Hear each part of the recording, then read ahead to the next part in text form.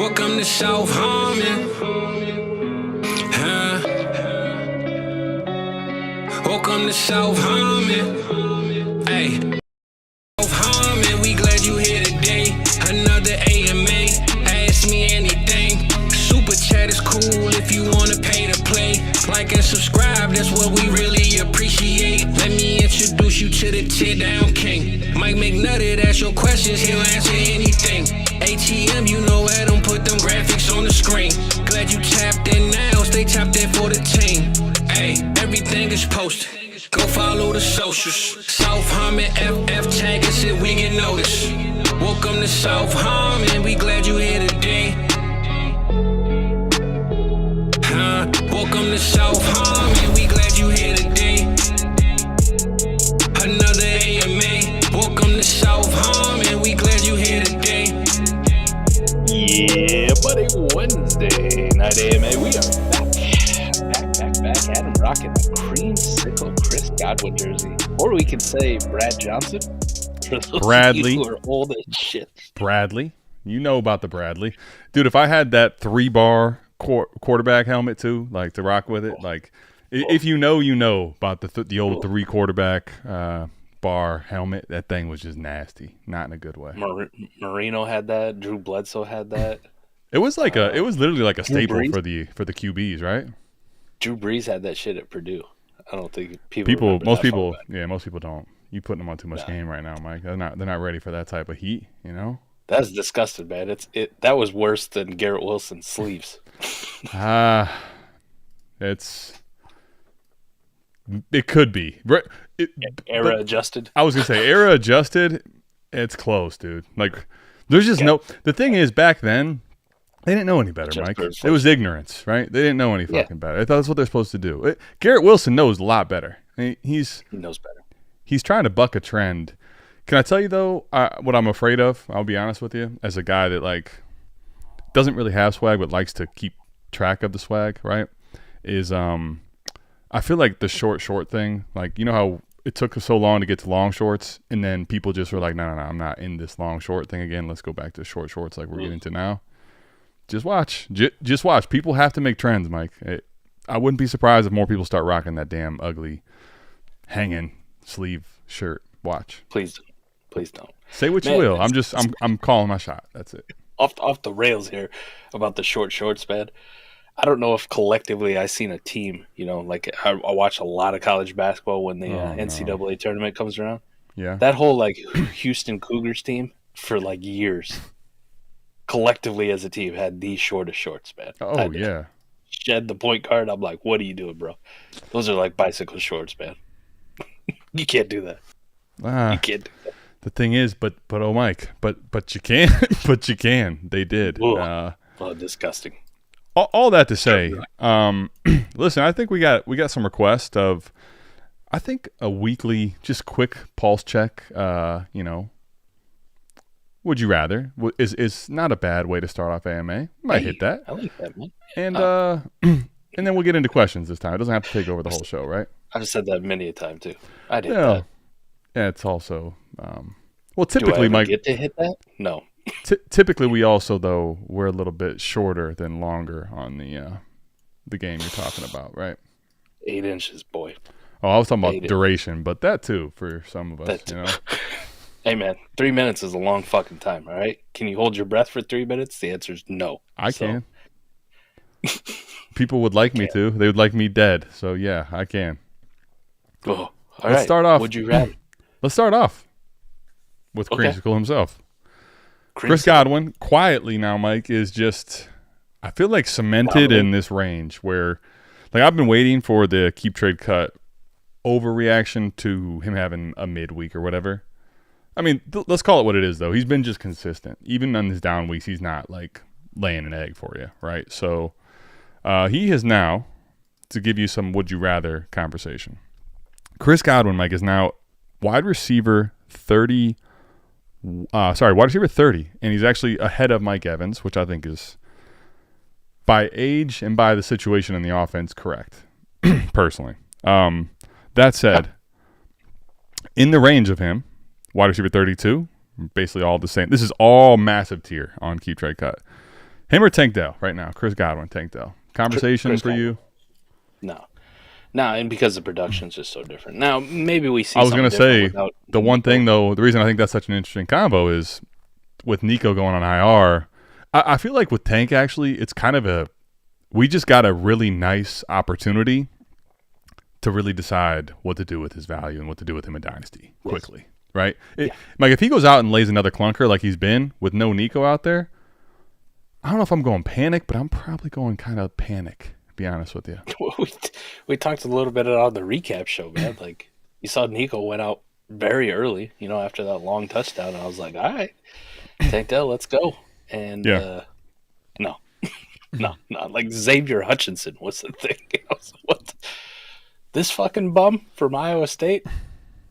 This guy's the thing? Not okay. Well, you're right though. If he doesn't do it this week, Mike, if he doesn't do it this week, what do we? Speaking of holding our breath, I mean, Mike, I feel like that's what you're going to be doing. Why are we holding our breath? Okay, Ladd McConkey, Chris Godwin, Deebo Samuel. Ooh. Deebo Samuel is below both these guys, Tank and Ladd, for the record. Ooh. I think I will go Deebo here.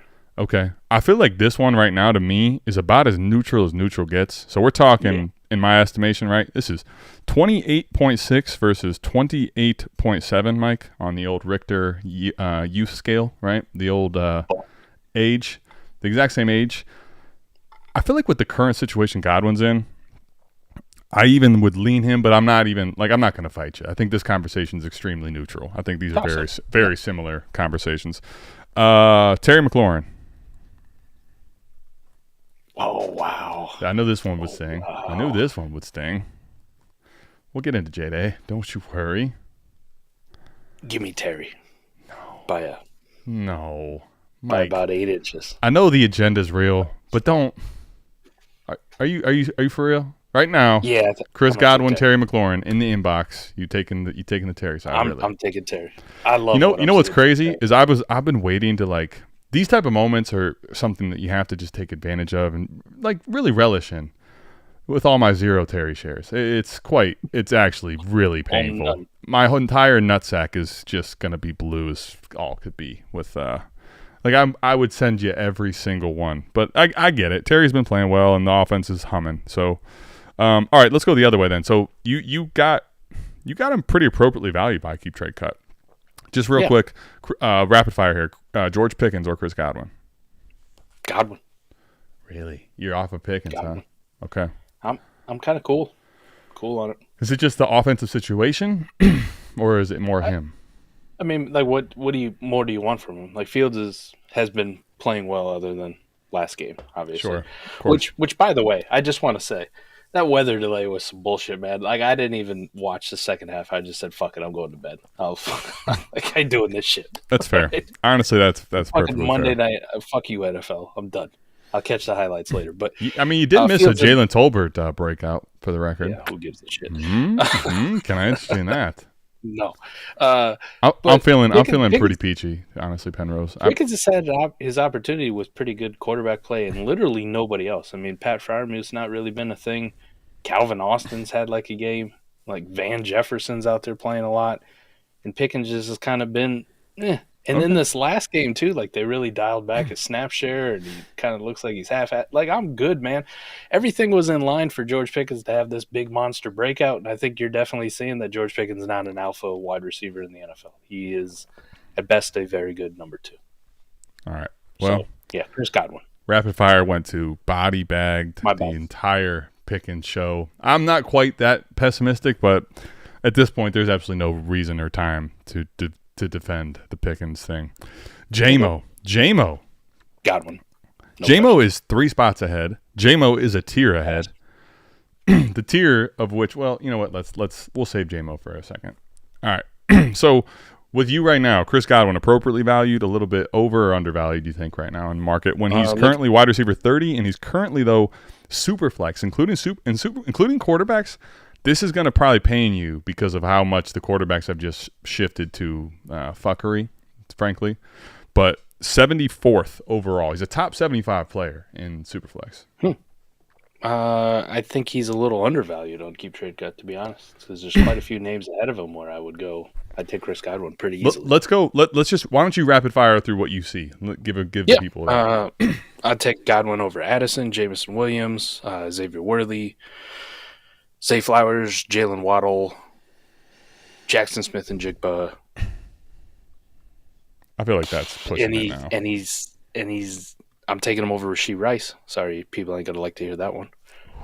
That's tough, but I'm not saying you're wrong. I feel like you're right though about people ain't ready to hear that thing. And Chris Olave and him are going to be like neck and neck because there's still a lot of Olave truthers out there. But again, another dud, another wah. Are you any type of optimistic with Rattler? I mean, I was supposed to be optimistic, right? Because of Clint Kubiak. I think that was the thing people were telling me in the comments. No, you weren't. That was that. I was supposed to be. We're not going down this road of that. Okay. No, that was fake news. Okay, as the election is here, that was fake news. No. So Rattler's not a thing that's exciting for you. No.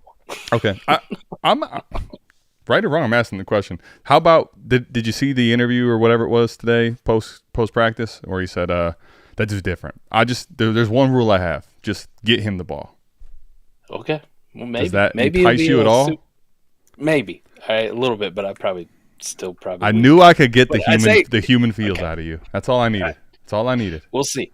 We will see. All right. Fair enough. Okay. I think we had plenty of Chris Godwin.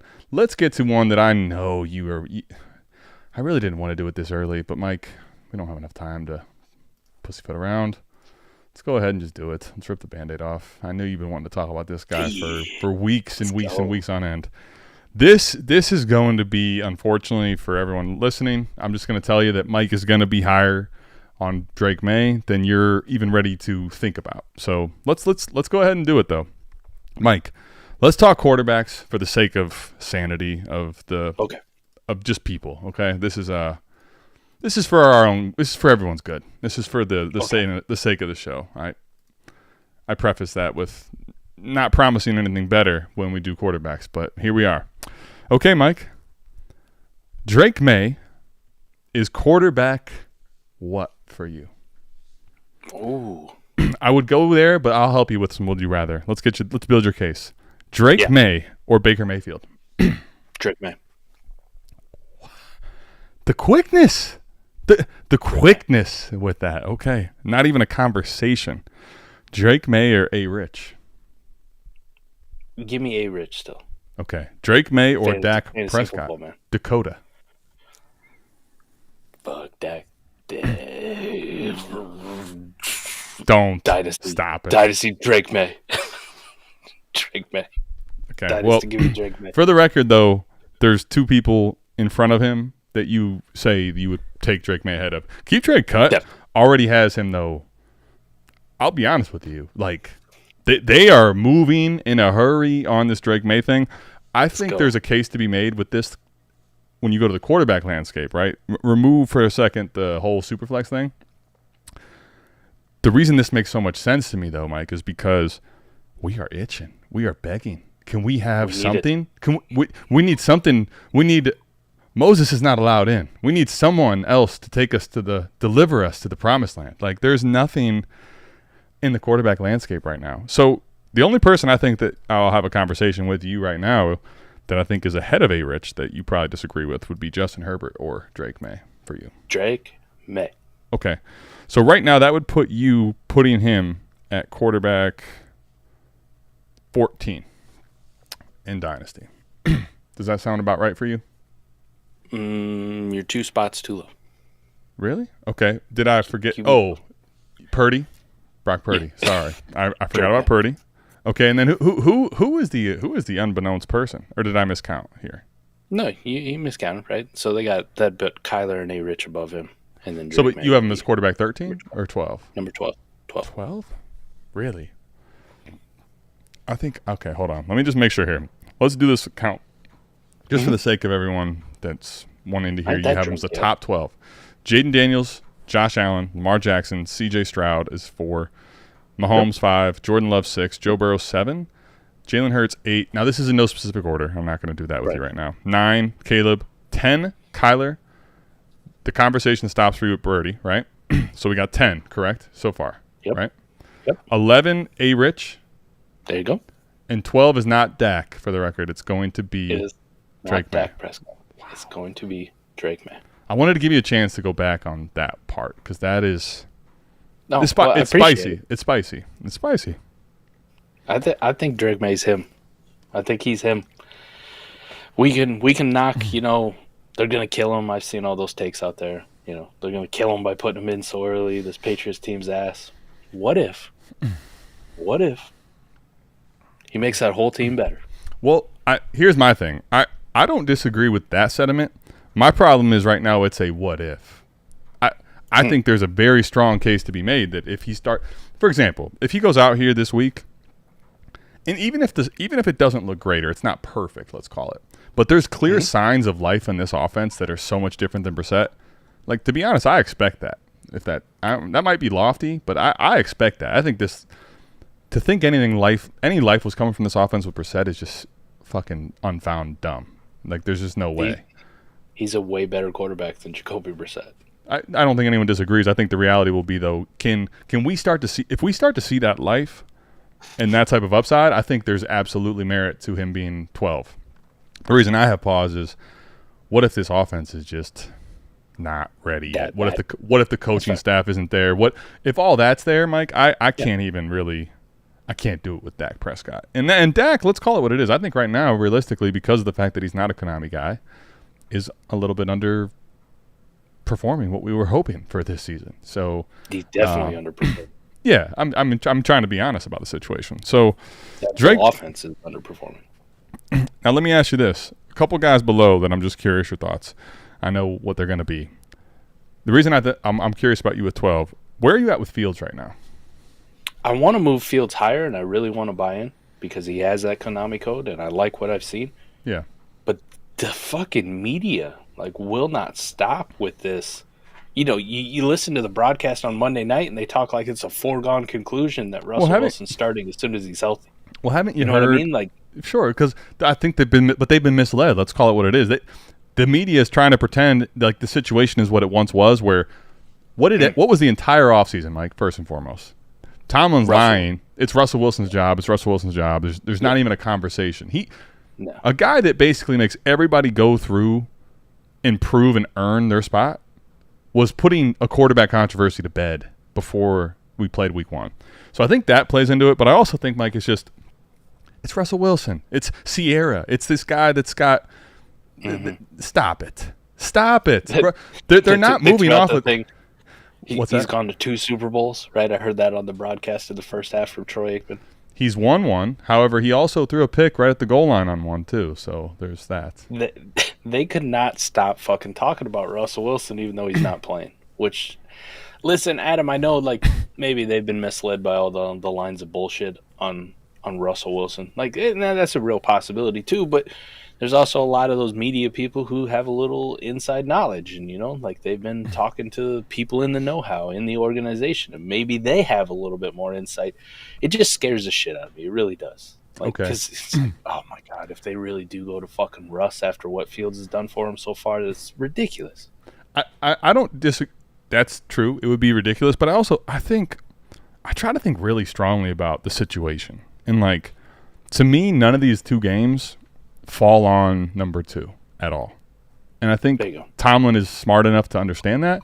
And the other thing is, I think, again, like I talked about on the last money moves I did, was from 2 weeks ago. This week did not have anything worth talking money moves. Don't worry, it's coming back this week. But when I look at that situation, continuity is just what Pittsburgh is all about. And at this point, right, if Fields has had some turnovers, but nothing egregious. He's not costing them games, I don't personally believe, right now. Fields actually went down and they scored a touchdown. They needed a field goal to tie. He scores a touchdown. It just happens to be that the defense doesn't hold up, and Jalen Tolbert catches a game-winning touchdown on fucking 4th down. So, spare me that he's the problem, because here's the thing. When you go into weekly prep, when you're Tomlin, you are so much buying into continuity. The team is comfortable around what this Fields situation is. And I don't know at this point if it makes sense, if he's quite the – I don't know if Tomlin's the guy that's going to, we're going to transition all this from Fields to Russ, because if this backfires in any way, what's there to gain, really? I think that's the reality. Is Russell Wilson at the helm going to unlock this offense that just doesn't have pieces to unlock? Like that right. I guess is my ultimate question. Najee Harris isn't going to start running better. Najee Harris is inefficient as fuck right now. Like you exploded the dog shit. he's not running faster. There's a clear, like, Pittsburgh, let's call it what it is. Pittsburgh knows how to pick him. And when I say that, I'm talking about Pickens. Like, something is going on there with the snap share, him looking like he can't run 100% on 100% of snaps type thing. There's something off there. And the whole offense outside of that, we're talking about guys that lost jobs and nobody wants. Like Van Jefferson, not really that great in the NFL. What's his name? Calvin Austin. Calvin Austin. Speed guy. He just they are lacking weapons, Wilson man. In the third round, and who's had an ankle problem turn into fucking his entire life problem, right? Like, I don't know what the fuck's going on. All that to say, for me, we're throwing passes to Connor Hayward. I'm deep down Fields. I will take Fields over Drake Maye, because one thing that I do like Drake Maye, I do like his game. I like his prospect profile. He doesn't offer what Fields offers, and that's the reason I'll put Fields there.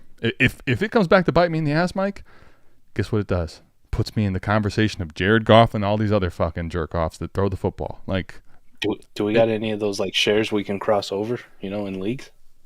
Fields for Maye? Is this our Puka QJ? The question is, how much Fields do you have? Because I'm sure I have some Maye. Probably a lot, and a lot of it's carryover from past years. Please go to the lab right now. We can sign, sealed, and delivered this, buddy. I mean, I would imagine we got at least one or two, right? We got to have at least one or two crossovers for sure. Mike, but you fail to realize how much Maye you have versus I have. Because I was drafting. That's what I'm saying. I drafted a lot more wide receivers this class, and you drafted more quarterbacks. So you got to have Fields, and I got to have Maye. I think there will be some. I just don't know if it's going to be crazy. None? I only got four shares of Fields left. Oh, so that's already tight. Do we have any chances? Maybe. I'm guessing if anything, we got maybe one right now at best. I'm willing still, but all right, let's get Maye off there while you find this out, though, because that would be a great trade if we could pull it off. Let us know in the comments what you think. Is this bad? Is this crazy? No, yes, maybe so. Nope. You got a lot of A-Rich in those leagues. That's it. Yeah, I mean, I'm not trading A-Rich for Maye. We both are on the same page there. You mean you're not trading A-Rich for Fields? Because I was just looking. I'm sorry. Yes, that's correct. I'm still not going to do that either. Just to keep it 100. Yeah. All right. So let's quickly. No deal there between us. It's all right. It was worthwhile. All right. Let's talk about this situation right here, buddy. 11 shares of Drake, by the way. Breece Hall, and then we're gonna get to the crazy game on tap here with Jayden and Lamar on the thumbnail, and then we'll get into questions. Let's do it. Breece Hall, would you rather? I mean, Penrose, I get it. I definitely can understand feeling like I'm wild, and I'll tell you the truth. I am wild. I called Mike today on my way home from the airport and explained to him, I'm wild. He knows. You guys don't get to know exactly why, but I'm wild. I won't disagree with that. But I'm wild in a lot of the same ways too, which I love. For sure. Well, we're very different in a lot of ways, but we're a lot of same in a lot of ways that matter. Eerie, goofy things, right? Like not necessarily the most life important things in life, but yeah, 100%. That said, while I am wild, I don't know, guys, and I could end up looking like a complete clown. I'm not above that. There is hundreds of people out there that call me a clown doing fantasy content. There's no world in which Drake Maye, to me, offers the type of rushing upside that Fields does. And for me right now with the quarterback landscape, I'm looking for that primarily as the tiebreaker. So if that's there, I'm shooting for that. If we're talking the world in which Fields doesn't have that rushing upside and that's not going to pose significant upside, I'm actually going to take I'm going to take Maye ahead of a lot of these guys. I'm taking Maye ahead of Baker. I'm taking Maye ahead of Herbert. I probably lean Purdy still ahead of Maye as much as I don't want to because of the market and because of the damn team situation. I know talent-wise, that's not even a conversation with those two, and you can hate me all you want for saying that. I could be wild for that too, hating on Brock Purdy, but here we are. I'm taking him ahead of Goff. I'm taking him ahead of T-Law. Like, I'm taking ahead of all as far as pocket passers go, Mike. I'm taking ahead of all these guys, but Fields offers a true Konami cheat code. So that's why, if that's why I'm wild, that's fair. Okay, so Breece Hall, Mike. Let's talk about this quickly. I think it's scary right now. I think it's really scary. Just from the standpoint of why is Hackett get to stay? I don't know. He should have been the first one to go. There's so much about that situation that's fucked up. You know why? Well, okay. Did you hear like a little bit of the undertones or how it took place? The firing? Like they escorted the dude out, didn't even let him have a fucking. Well, but he was thinking about firing Hackett. Well, like, yeah, he was like, he wants Hackett out of there, and the team's getting all upset, and the team says, I don't know, we don't like this, and then all of a sudden, Saleh, and I guess with a guy like Robert Saleh, however you want to say it, I don't know how you say it truthfully. I'm just gonna butcher it. I'll say it both. Saleh. Mike, here's the thing. That guy is intimidating, so maybe that's part of why he gets escorted out. But like, we're escorting him out. Yeah. We're escorting him out because he wants to get rid of Hackett. Like, I got bad news for people. Like, I know what the fucked up culture is coming from the Browns fan base, Mike. That right there is as close as I've ever heard to that type of bad culture. What? Yeah. What? Appreciate it. Russell Westbrook? What? Man, y'all tripping. I mean, the reason I say that though, Mike, is like, all right, we're cleaning house in New York and we're going to go to an interim situation. It can't be worse for Breece, except for like, there's no change really. I mean, is there? No, I don't know if there is. Here's the big problem. It's really scary though, Mike, because it can't. From a guy last year that was winning leagues by leaps and bounds and looked great, and this is a guy who was finally getting snap share coming off of an ACL. What the fuck are we watching? This is a short-term position. This is a position short-term. Like, it's scary for me, dude. I'm trying not to overreact, but it's scary, bro. Here's some of the big problems that I see. One, you talked about the offense. Hackett in this offense is, I mean, the dude, Adam, in all reality, the dude dick rode prime Aaron Rodgers. Of course. Into a job with Denver and completely shit the bed there, got fired. Mm-hmm. Comes in last year, Aaron Rodgers gets hurt. You got all the built-in excuses. It's Zach Wilson's fault. It's fucking Tim Boyle's fault. It's the rest of the team. We don't have Aaron Rodgers, so he gets a pass. Comes out this year, looks like dog shit again. Apparently gets another fucking pass. The problem with he doesn't have prime Aaron Rodgers to bail him out like he did in Green Bay, right? Like he just doesn't have that. Aaron Rodgers can't do that shit no more. Just can't. At 40, coming off an Achilles, it just ain't gonna happen. So the offense is shit. Mike, I just wanted to say real quick to Big Corey, with the power and the hurricane, the whole situation, man. Hope everything is safe. Everything is good, Corey. Appreciate you tapping in, buddy. Keep going, Mike. Number two, this offensive line, which we were excited for because they added some pieces and they drafted Fashanu and they looked like they were building something. One, they couldn't get Fashanu on the field because they wanted to start shittier players for whatever reason. Two, when Fashanu gets on the field, he's fucking terrible, obviously. He's dog shit. But look at their offensive line grades on PFF is one of the greatest things, right? Their center, 10th out of 35, okay? Nice. Their left guard, 44th out of 70.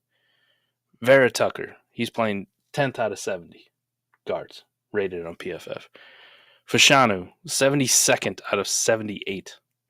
Tyron Smith, playing okay, kind of middle of the road, 23rd out of 78. And Morgan Moses, the other tackle, 68th out of 78. Like, the offensive line is playing fucking terrible. And then you go and you look at some of the advanced analytics from Breece Hall. Breakaway run rate is in the fucking toilet. Evaded tackles in the toilet. Juke rate in the toilet. None of it's good. None of it's good. You got 3 just major negatives here on an offense that looks like shit, which they also want to talk this good body talk about. We get Devontae Adams and this whole thing will change. No. Yeah. All right. Well, all right, Mike. So you talked about all the negative. Let's talk about the positive. He's young and we've seen him do it in the past. There's your positive. Let's just go back to that question and we just sit in silence because that's all I got. It's really honestly, Mike. It's hard to even quantify what the hell to fucking do with him in Dynasty right now. Like, I think I'm curious. If you sell him, he ain't getting what he should be worth. But my question is, what in a position landscape like this, what should he be worth? We might be the point where like Breece Hall is just like a re-roll candidate for a random first. My question, and the reason I pose that is because, Mike, I think there's a case to be made that obviously it depends. There's levels to it. Okay, I'm not gonna get. I know I'm crazy. I'm wild. I'm not gonna get too crazy on this, but in this landscape, Mike, if you're telling me he's RB3, keep trade cut has to be out of their fucking minds. If they're not, Mike, 1 for 1. Just pivots here. Would you rather? I think this is a great conversation. Let's do it. Breece Hall for Saquon Barkley is not even close. If anyone would trade you Saquon for Breece, Mike, I shit you not. And if you're out there, you can hear me. Anywhere in this universe, please send it to me. I beg of you to take my Breece Hall for Saquon. Please. Kyren Williams, Mike. You might take Kyren. I'm not might. You're going to take Kyren. I'm take Kyren. Yeah. I don't even need to speak English. I'll take Kyren. Jonathan Taylor. I would have a hard time because I have past take lock and confirmation bias and all this bullshit, right? This is me talking honestly here. I'd have a tough time with it, but it pops up on the trade show. I'm not roasting anybody for it. That's for sure. I'd be like, I get it. I get it. Jonathan Taylor. JT is going to be a tough one. I like what I saw from JT, but that high ankle is going to fuck him for the rest of the year. So I think JT, the reason it's not a smash is because JT, his short-term uncertainty is a problem, right? Like, yes. If you're telling me that he's on the field playing, okay, different conversation. If you tell me this high ankle didn't happen, JT's out there playing right now, I take Jonathan Taylor, and I don't even think twice. Now, to the point, though, as bad as it is for Breece, the talent still exists, so I'm definitely taking Breece ahead of Taylor currently. Kenneth Walker, Mike. Last week was not good for Kenneth Walker. We talked about it on the recap. The lack of carries was puzzling, just the way that game script went. But you love to see the receiving usage, and I love what I saw 2 weeks ago. I'm taking Kenneth Walker straight up, and I'll be glad to do it. Yeah, I mean, like, I think that one for people is going to get him scared off, but I think there's a case to be made here with Kenneth Walker for sure. After that, like, you want to have different conversations, that's fine. Sure. Like, let me ask you one that I think people don't even want to even think about. Breece Hall or Derrick Henry in Dynasty?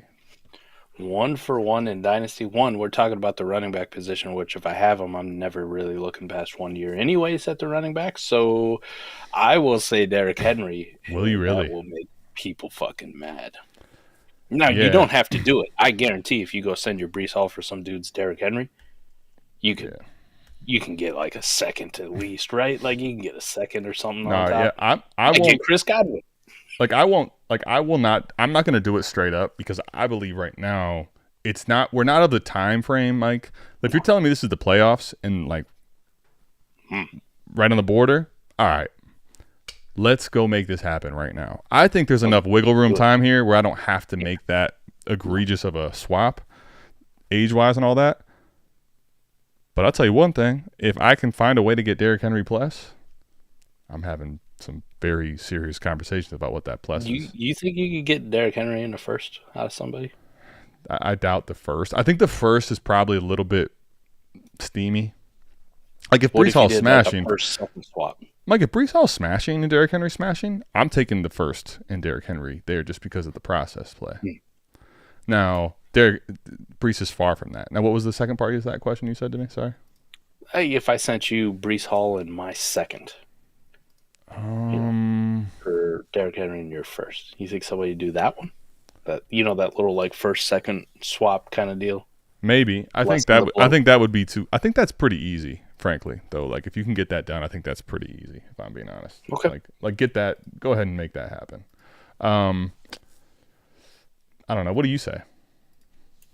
I prefer Derrick Henry, man. Straight up. I'm saying no. I'm saying more from. I know that part. I'm saying more so from the market standpoint. Do you think that's enough right now for people in most leagues to make that pivot? Like it makes sense. I think in average leagues, right? Not most of y'all tapped into AMA are some sharp motherfuckers. All right, let me just say that most of y'all are pretty fucking sharp. I respect your opinions. Let's just say in most of these average leagues, like some of these where I created alt accounts where nobody knows me. I actually didn't do that, but there are leagues where like nobody knows that I actually do content, or I'm just a dude. I just shut the fuck up and I just play the game in there. Mm-hmm. In those kind of leagues, I see some wild shit go down all the time, man. I think Breece Hall still carries enough weight where you might get a first, just plain and simple. People still love Breece. There you go. Yeah. Let's get into this one. Let's get into the conversation. Let's pivot into real quickly with not necessarily would you rather, but just the game in general. We'll talk about Lamar Jackson and Jayden Daniels in this game here, and we'll get into questions. But there's not a lot of players you're going to list off. I'm going to say over Lamar Jackson. Mike, to me right now, there's a tier. I'm still putting Josh Allen at 1, despite 2 bad weeks. I know some people are not with it. I'm going Josh Allen, and I'm going Jayden Daniels, and I'm going Lamar Jackson in that order, in a tier, meaning it's very fluid. Like I'm not gonna pick a fight with you if you took Lamar at 101 right now of the quarterback landscape. I'm not. I think we're to that point. Like I was listening to some conversations out there in a podcast in particular on the plane that. I've been listening to just some other podcasts, just trying to get some feeder fish type info, But this one actually struck me as like, damn, this is where the quarterback landscape is for the non-Konami code style QBs. Because of the situation with where the Chiefs are going to be not playing this week, like they're like in one quarterback, Patrick Mahomes is droppable. Yes. And I actually am like, okay, I don't play one quarterback, so I'm trying to do the math, and I'm like, you know what? They're fucking right. So right.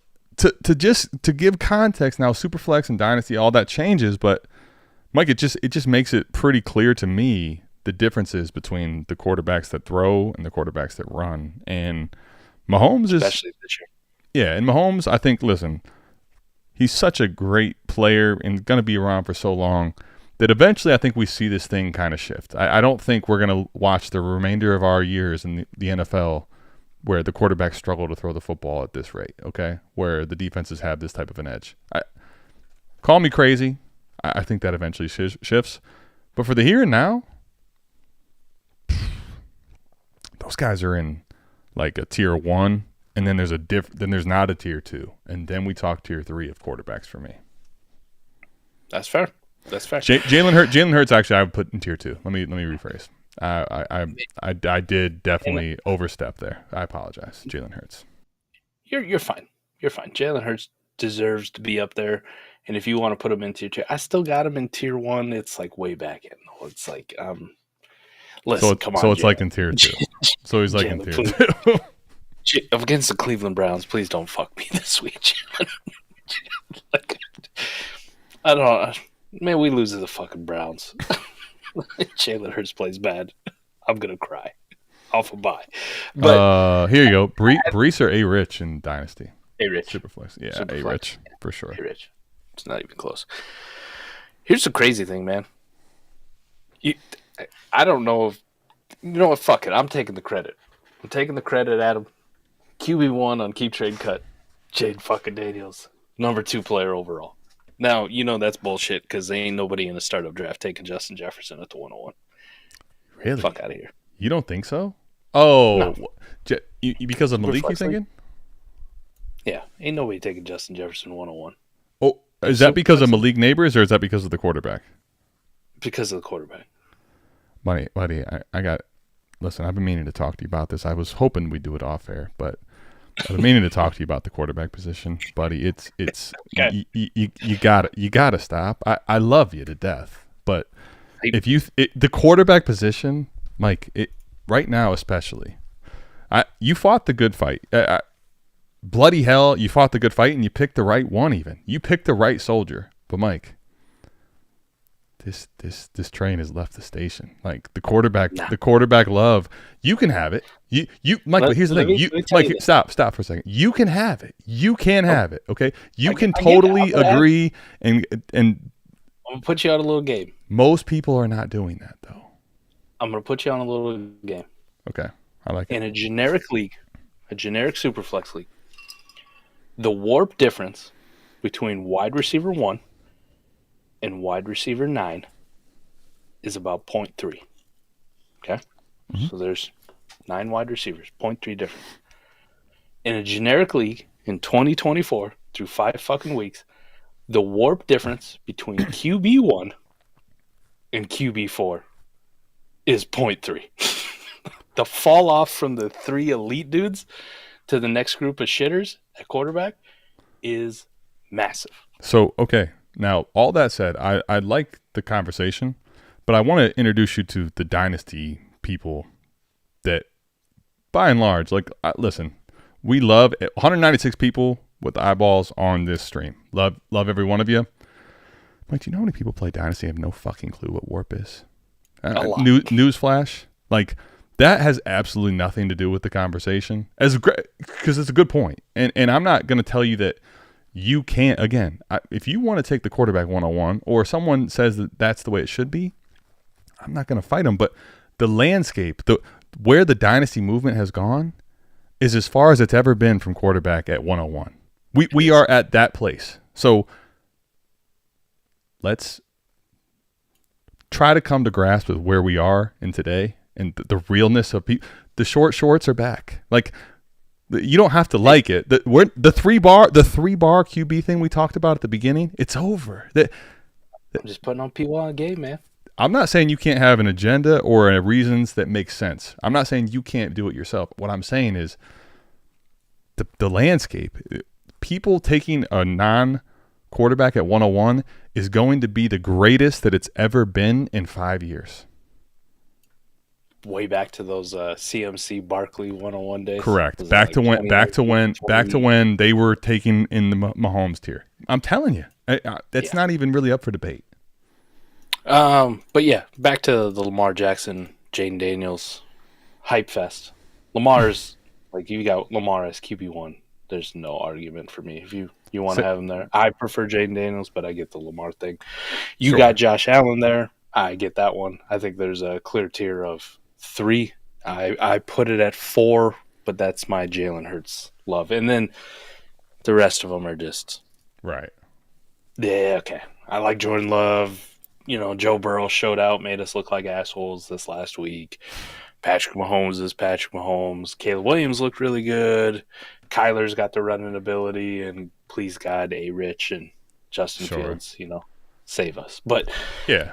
That's the landscape of the quarterback, right? But it is a pretty clear and defined, like, Josh Allen, Lamar Jackson, Jayden Daniels. And if you mention anybody else as QB1, you're fucking lying. You're lying at this point. Like, you could still have all the hope and hold out the feeling that Jalen Hurts is still going to be just fine. Yeah. But to put him at QB1 would just be unnecessary, right now. I'm not saying he could. Through 5 weeks from what we've seen, yeah. He could be back. He could be back in that conversation. The reason I say he should be in tier 2, he could be back in that conversation during the season at some point, I think. But I need to see a little more consistency. I think the way that the season ended last year, the injuries at the receiver position, kind of what he's dealing with, and not seeing it in the same degree that I've seen it from Lamar and from Allen and from J-Day. Speaking of here, right? Like, listen, man. This dude is as advertised, though. Like, he's been great. I think the longer in which, Mike, we can see him have games more like Cleveland, where he still balls despite it not going his way. I think those are actually going to be the games which solidify his value. anybody that's playing well, it's not going to be a shock to see him play well and do well. And while things are all going great for him, he's getting fantasy points. Everyone's happy, sure. But in the real world of the NFL, if you can stay true and stay even keel in those moments, that I think is what is going to make him solidified as different. And if that continues, you could damn well see the tiers separate. I believe that wholeheartely. Let's just live in a world, right? He did what he did against Cleveland, a good defense. If he has another 20-point game, let's just put that, like kind of as the benchmark. If he has, 19.8 points or 20 points on the nuts fantasy points this week against Baltimore, and Washington's in this game, like it's not a fucking blowout. These weren't garbage time points. It's a game with Baltimore. Does the hype reach a fucking level where it's like? It's already up there on like it's been up there for me, but does everybody else get on here? Like I still get a little bit of pushback, like, geez, Mike, you can't have him as your QB1, you can't do this, you can't whatever it is. But if he does it against Baltimore this week, now that's 6 fucking weeks in a row of this rookie going out there and just fucking carrying your fantasy team at the quarterback position. I'm kind of curious if it does. Are we done with the bullshit? I kind of don't know if this is the game for that, if I'm being honest. Just because I put the thumbnail, right? The over-under, regardless of what Baltimore's defense is advertised as, is 52.5, right? It's like leading this week's over-under. I think people are expecting. Vegas is already saying this is going to be a high-scored game. Yeah, I feel like, Mike, this is expected to be a firework game. The expectations going in are not that. I think the expectations are going in not that Jayden Daniels is going to have a hard time, right? Schedule makers. Like, NFL needs to get over this bullshit about them scheduling like at set times and we can only flex games and move shit, at certain points in the season. Shut the fuck up, okay? Like, the NFL, you should be fluid, okay? Nah, like, last week... That's not how money works. This whole league, for the record, is all and only about money. I get it. That would fuck it. That fucks the money up, Mike. We can't fuck the money up. It'd make the money even more plentiful. It would. You imagine if they put this game on Sunday night, Adam? I would tell you that we need to start this recap at like fucking 6 o'clock my time. That way my ass is in my fucking chair. I'm not disagreeing with you on the benefits of it. The problem is they have this thing like contracts and negotiations and things that are state. They can't just Instead, tell. We get Bengals and Giants, and then Your on favorite. Monday night we get Bills and Jets. Your favorite. You get to watch Breece again. We get to watch that. This is shit I'm talking about. There's no fucking reason you couldn't move fucking Bengals Giants to like 3:30. No one gives a fuck. No one wants to watch that shit other than Bengals and Giants fans. Like, the Bengals probably are going to lose to the fucking Giants, and Scott Connor's going to lose his fucking mind as a Bengals fan, and I'm going to laugh on Twitter about everything that he's saying, and, like, it feels bad for him. I feel bad for the guy, okay? And the Giants fans are going to be like, well, we won, but, we're still the Giants, so we're probably shit. And then on fucking Monday night, I got to watch goddamn Aaron Rodgers again in primetime, shit the bed. Josh Allen's probably going to tear him a new asshole, or maybe Josh Allen doesn't show up again. You get to watch Nathaniel Hackett. He's back, baby. He's back. Stop it. You know what I want to watch in fucking primetime? You know what I want to be the main show in town? No. The fucking QB1 and the QB2 in Dynasty duking it out. That's what I want to see. Grow up, Peter Pan. Count Chocula. You can't tell me that the NFL is looking at this like, motherfucker, we fucked this up. I think they look at things on a broader scale and more holistically than that. I do think they would love to, in this moment, be able to pivot it to this game. They're not.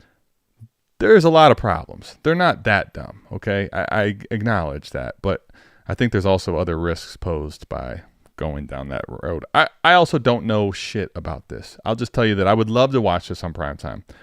That's also why you get the Sunday ticket, Mike. For them, you know what this probably does? I'll tell you what this is going to do. The people that were kind of, dipping their toes in, not sure if they want to get the ticket, getting the free trial and getting out, You know what this is going to do? Buddy.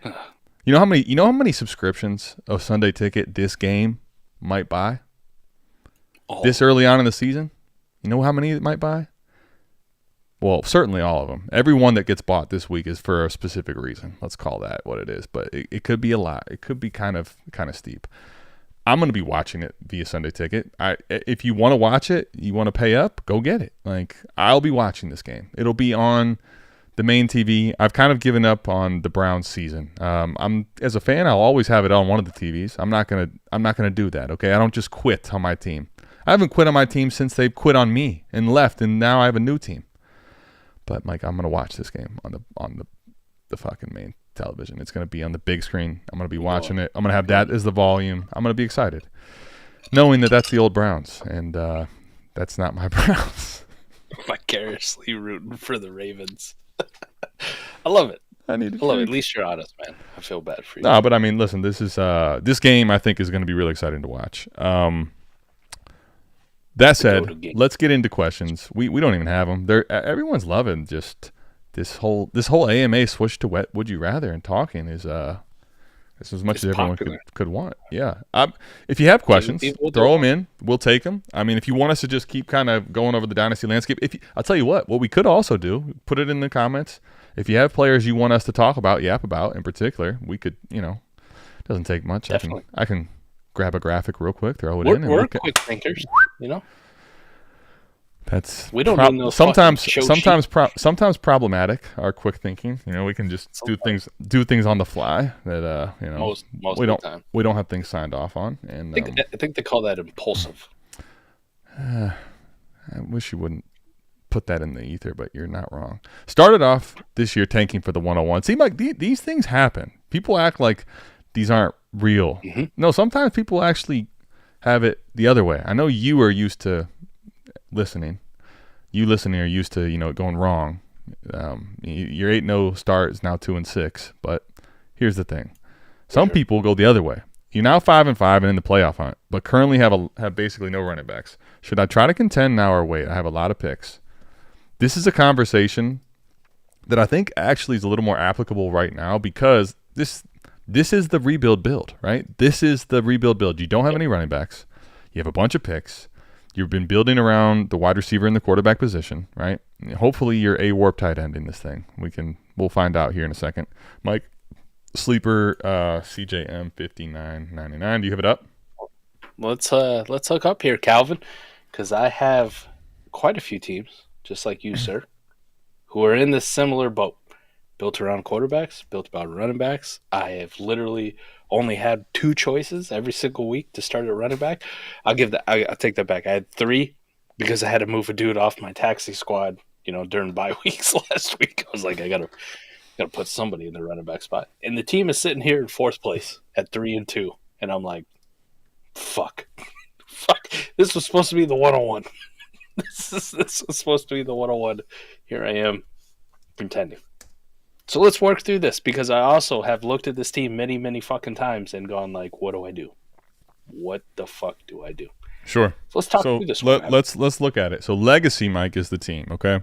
So right now he is in 6th place. Clear as could be 5, 6, and 7 are all 5-5, okay? Let's look at this team. Now, the lab will tell you that Deshaun Watson's is quarterback 1. And the thing is, Mike, the crazy part is that should tell you that if you don't have one of the economy code guys, you can be okay despite having shitty quarterbacks like Deshaun Watson, Daniel Jones at quarterback 2. The one thing that I'm seeing is, like, at this point, Dimes is your 1, Watson is your 2, and you're kind of not sure. He doesn't have a 3, okay? But skill players, Malik Neighbors, Brandon Ayuk, Jayden Reed, Brian Thomas Jr. Talk about, like, some electricity at the receiver position. Very interesting one will be at running back. He does have some little dark horses. Like Jalen Wright right now is a guy that I think I'm not banking on, but certainly could be he could be very intriguing in the next few weeks. Obviously they're on bye this week. On the bench he has Jerry Jeudy, Raymond McLeod. Like it's definitely it gets thin, right? So I think the thing is you have a very thin core of receivers that are elite, right? You got Neighbors, you got Jayden Reed. The way in which both Jayden Reed has really played elite with Jordan Love in the game. Brandon Ayuk starting to hopefully come back to form. But then Malik Neighbors and Brian Thomas have accelerated your timeline. Let's just call it what it is, right? Like Malik Neighbors and Brian Thomas Jr. going into this season, you're not thinking these guys are going to be potential top 15 warp guys. Like they both absolutely could end up being that in their rookie season. Crazy or not. So Emmanuel Wilson, Jalen Wright, you have a lot to fill at the running back position. Miles Sanders, like it's dead bodies at running back. So you have, though, let's talk picks. You got 2 25s. You got your own and someone else's. You have 4. Those are seconds. You have 4 25 firsts. You have 2 26 firsts as well as 2 26 seconds. And you also have an additional 27, which I think at this point most people aren't taking as currency, so you're holding on to that anyway. So you've got all these firsts, multiple seconds, Mike. Plan of attack with this type of a team. What amount of the picks are you willing to leverage? What type of running backs are you looking to acquire? Like let's kind of talk shop this with everybody, because I think this is very, very important conversation. It is. Now, how I look at it, right, Adam, you're looking at his team, and I gave a quick glance to his team, but the first thing I wanted to go look at is what do the elite guys have? What's that? The dudes up top have? Oh, okay. And when you go look at the 3 teams that are 9-1, and really it's probably only 2. I mean, the guy who's in third place right now has a pretty good squad, but not that great. Like he's got some holes. The 2 dudes up top, there is let me cut right to the chase. There is 0 fucking chance I send any of these picks that I have in and try to compete this year. Really? I do the opposite. I start selling shit off for whatever I can get. I'm gonna tell you the reason I don't. The reason I'm not doing that. I get your point, but Mike, I'm not gonna play the world where Sharts, which is pretty awesome, Sharts and M. Houghton 93. So what? To the point that you have, right? Barkley and Gibbs is a problem.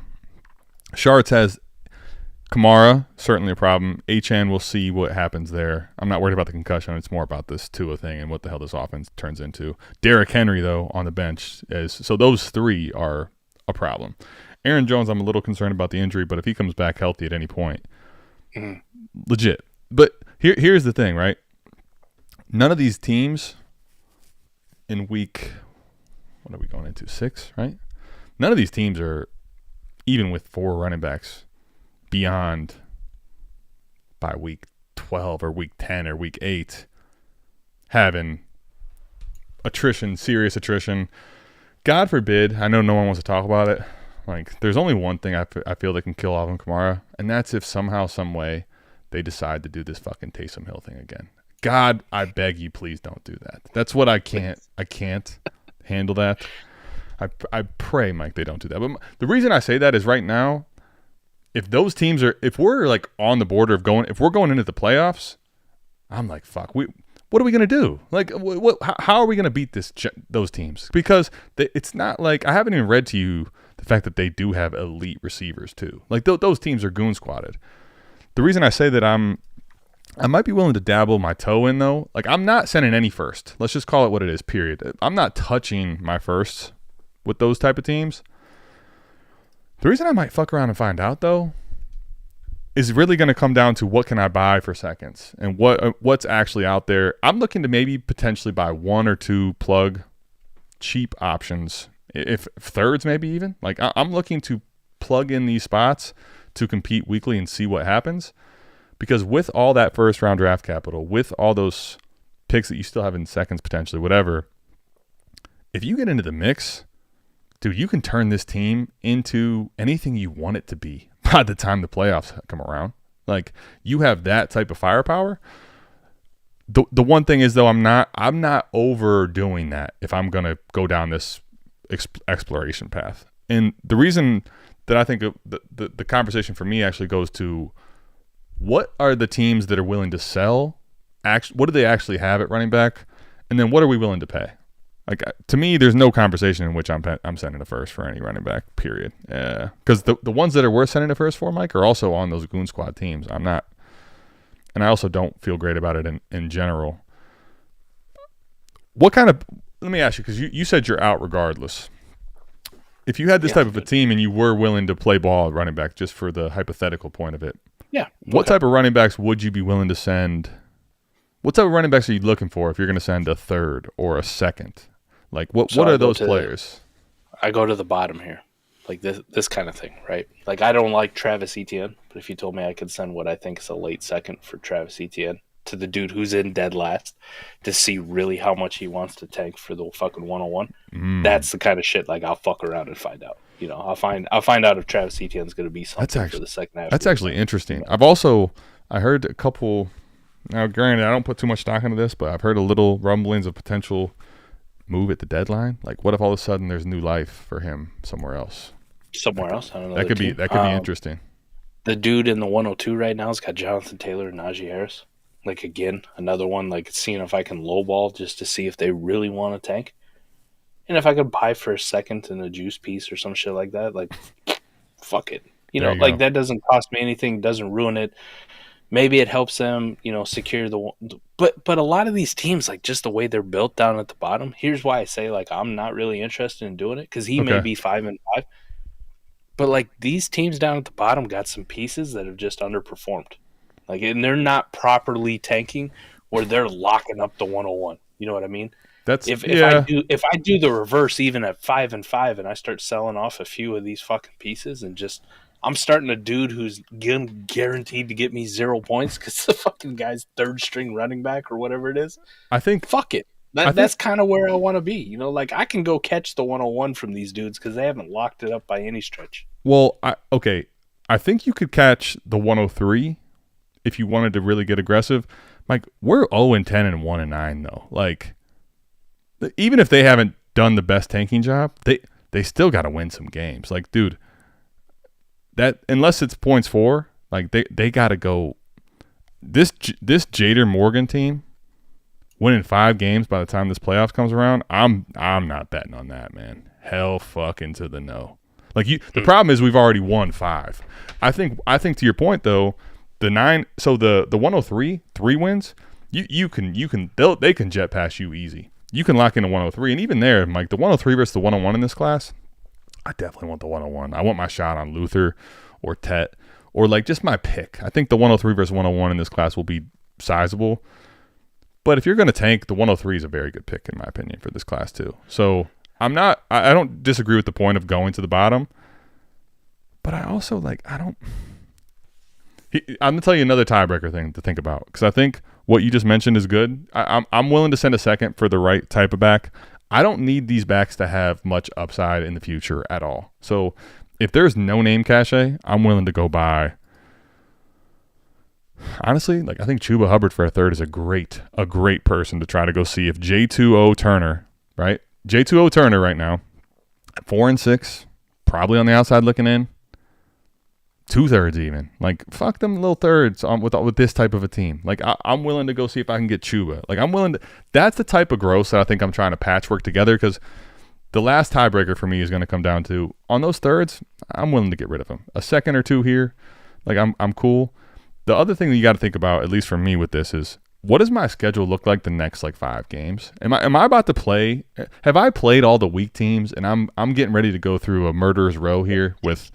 Like, if I'm about to play Sharts and I'm about to play M. Houghton and I'm about to play Jinva Great, what are we doing? You ain't a real 5-5. You know what I mean? Like, you just went through the fucking cakewalk schedule. If you played all these teams though, like, if you gave one of those dudes each their loss and, like, you're getting ready to play these cupcake games, all right, I'll see what's up. I don't think you need to necessarily spend up for it, but I do think though, Mike, I'm at the point here where I want to decide what I want to do. Like, I want to go get a Chuba. I want to go get, can I what's up with Javonte? Sounds so gross, but is he fucking dirt cheap? Like, I'm trying to see if I can go to the absolute bargain bin, put together somewhat of a running back room and compete. Or if I'm not going to do that, Mike, I'd rather sell. Convince some of these teams that still think they're in it to take a couple players. But the reality is you're not selling much, like, because your team, the thing about his team is that it's all baked on, like 4 elite receivers in this team. Like the rest of it doesn't sell for much anyway. You know, like you don't have a lot of excess. What's that? My apologies, Koopa. I forgot we got the league simulator. There we go. Right that's now. a great plug. Let's do the simulator. Tell you what the fucking simulator. So I'm running it right now. The simulator is probably going to shit on his team because he doesn't have hardly any depth and he has no running back depth. Let's see what it says. Which is kind of why, like I say, like if I'm in this position, like I ain't doing shit. I don't think I'm doing nothing. The thing is, though, I sell actually. It's so Fugazi. Okay, the problem, I guess, the reason that's Fugazi though is because one, nothing on his team outside of those 4 is sellable. What are we buying? Who's buying Emmanuel Sanders in Dynasty? Or Emmanuel Wilson? What's that?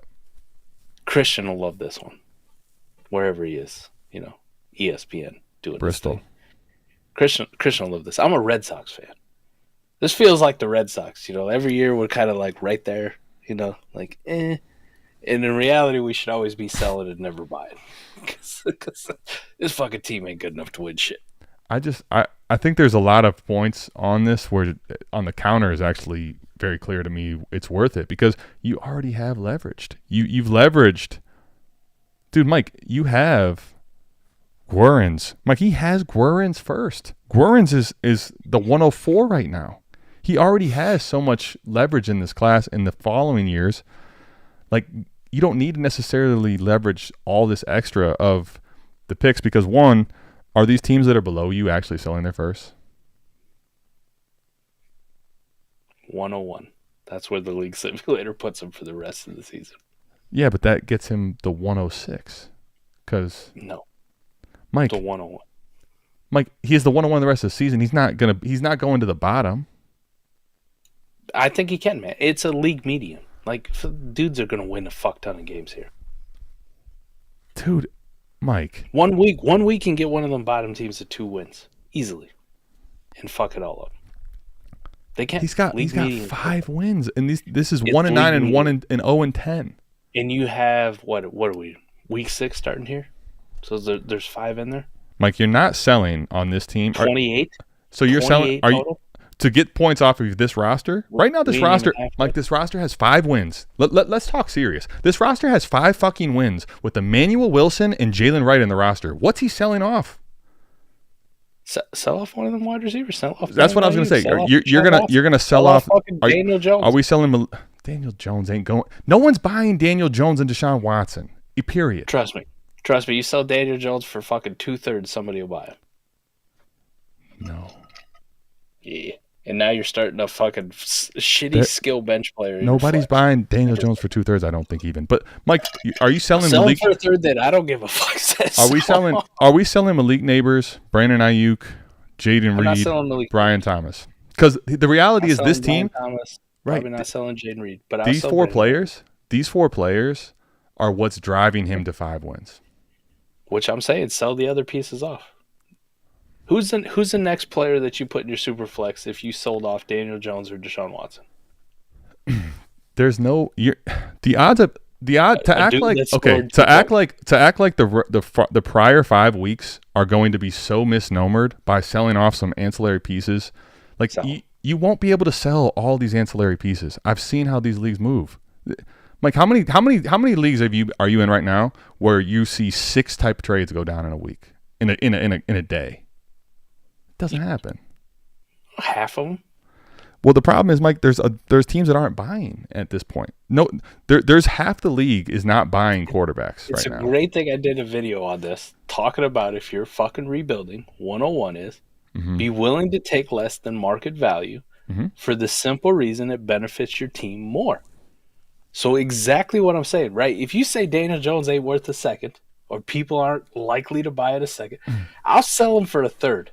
You know what I mean? Yeah, sure. Because it means more to me. And because it's league median, Adam, there's 18 fucking losses still up in the air. There's 18 fucking losses. Yes, there are. Now, with math, you've already got half the first.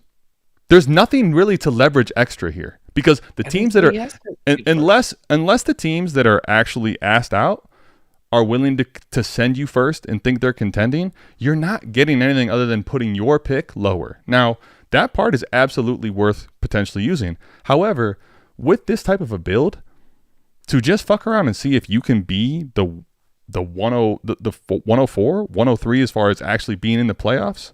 This team, the 101 definitely.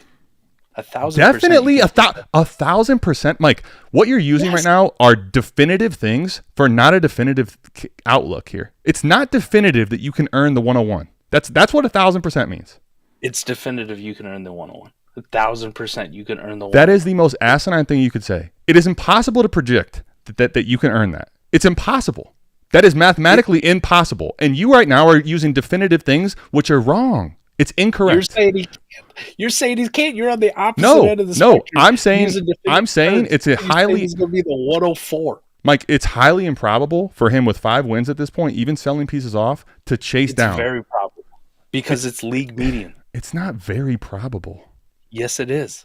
It's league median. There's a big fucking difference. If we're wait, hold on, Mike. Wait, stop. It's league. Is it league? Wait. Is it league median? It is. It is. The fuck! I know that it's league median. Thank you. But he has 5 wins with the median. How many of the potential losses, are still available? Right. Instead of arguing about this, instead of you wanting to go down this path of you wanting to argue and tell me your route is for sure right, what I'm going to do, it's not. It's not for sure right. Shut the fuck up. That's the dumbest thing. You just are an idiot. You're an idiot. You're not for sure right. Sell Daniel Jones for a fucking fourth. Calvin, let me ask you, what do you prefer to do? Because it doesn't matter what I say or what Mike says. Mike does know, though, if you go his route, that you can definitely earn the 101 for sure, and that is the correct play. You can't, because the 3 people at the bottom are all fucking morons. Still holding contending pieces, scoring fantasy points, not tanking properly. Painful analysis that's just wrong. You're going to tell me a dude with Lamar Jackson, Josh Jacobs, Kenneth Walker, fucking Keenan Allen, Jordan Addison, Evan Ingram, who's coming back, Matt Stafford, Derek Carr, Jerome Ford, Samir White, Gabe Davis, all these old contending pieces is clearly tanking for the 101 with one single first? This dude's still trying to compete. He still has the fugas that, I can still possibly make the playoffs. Mm-hmm. He does, but what also is going to eventually happen when he has no choice but to realize maybe I want to earn the 101 that I currently have the edge on. Like, so you're all these. How you can't, if he's going to lose to the league median every week, you can't jump ahead of him if he's got you by 4 wins. Sure can, because he probably ain't going to lose to the league median every single week. And he sure as fuck ain't going to lose. And there is the probably. There is the probably. Lamar Jackson's going to fucking lose him every single week head-to-head. Here's the thing you should be telling him. Go look and see who that dude's played. Go look and see who the bottom team has played. Has he played all I'm not telling him anything. Well, you should tell him you know. I'm telling you, it's not a foregone conclusion. You're talking about a dude in 6th place with 5 fucking wins in a league median. Right. Yes, I am. And I'm saying it's very improbable. I didn't say that it's impossible. I said it's highly improbable for him to go past the 0-10 team right now. Based on math, based on this roster, it is still, with him trying his best to go that low, going to be hard for him to do. Which is a great thing that Koopa made the fucking league simulator to go off the actual schedule, the wins that are already in there, and it's still saying the math, Adam. Mike, the math doesn't have him. Okay. The computer is telling you that he's the 101 by the end of the season in a 14-game season with league median. There you have it. So the simulator, Mike, has been correct on 100% of the time. We've seen the simulator. The simulator is a great tool, Mike, but we've seen the simulator be wrong on your contending teams, be wrong on your rebuilding teams, and this is also with data that's currently in here of 10 games with the league median. But you know what it is telling you? It's highly likely that he can still chase down the 101. It is not highly likely. What I'm telling you that is you can definitely get it. You can go that route. It is not a foregone conclusion. It's not highly likely. That's what it's telling you. It's highly likely. It isn't. It's not highly likely. It's possible. So the computer's wrong? I'm telling you the math does not add up here. Yes. For you to go highly likely. Your most likely scenario is not to get the 101. That's a lie. It is very possible. It's possible. You can have it happen. The likely scenario if you tank here is probably you get the 103, the 102. That is very more likely than the 101, Mike. And to act like the probability in 1,000% and all these things you're saying, that's not accurate, and it's also not the point here. If you want to go tank, telling you he has 0% chance to win first place in this league. That's what the math is telling you. Because what is that doing? Stop for a second. What is the simulator doing? It's ranking what he currently has on his team. He has all these picks. He can turn this team into anything he wants. So if you want to go with that, Mike, that right there is wrong. Period. There's no discussion after that. That right there, what you're using there on math is not actually quantified with anything that those picks can turn into. If I have 5 first that I can trade for players, how is that simulator that you're running with this team that doesn't even have any running backs that we're talking about adding going to be anything worth using, Mike? But that's also assuming that nobody else makes moves. Correct? They could make moves, but who has all that draft capital? No one in this league has the draft capital he has. You don't always need first to make fucking moves that are going to pay off. No, but you also need seconds or you need thirds. He has first, he has seconds. That doesn't cost anything, does it? Sure. You just got to get lucky. Sure. And do you think a lot of guys in this league with the roster construction that we're looking at are picking up great waiver wire plays and that's going to get them to the top? Or do you think a guy with this type of draft capital can definitely make moves that are going to change his outlook on the simulator? It is completely suboptimal to make a move to try to go win this league. How about that? And it should not involve any of your draft capital. Mike, if you're sending thirds and seconds to see if you can get in the mix and see if those teams that right now the simulator is telling you is going to be healthy for the rest of the season is not also Fugazi, that's silly. There's absolutely teams in the top that will not look like this come playoff time. Just going with what the math says, and the math says. And I'm telling you right now that we play this game not just on math. You can look at math, but I'm telling you right now there's a lot of things on that simulator that don't check out in the long term. So what I'm telling you is if you want to play this entire game off of math and probability. Right. So then you also know that what's the probability of every one of those teams staying healthy for the rest of the season? 0. So there you go. The simulator is running this that those teams are going to be healthy for the rest of the year. No, it's not. Yes, it's actually running at the opposite. No, it's not. Mike, the odds of it randomizes injuries. Right, but you could talk to Koopa. He designed the fucking thing. I know that. He's been on our show talking about it. Right, but there's no way for them to quantify which players get hurt and are they significant in the correct players. Which is why it's random. Which is why you run hundreds or thousands or 10,000 right. simulations. And Koopa also knows to give you a broad spectrum of what's most likely and what's most probable.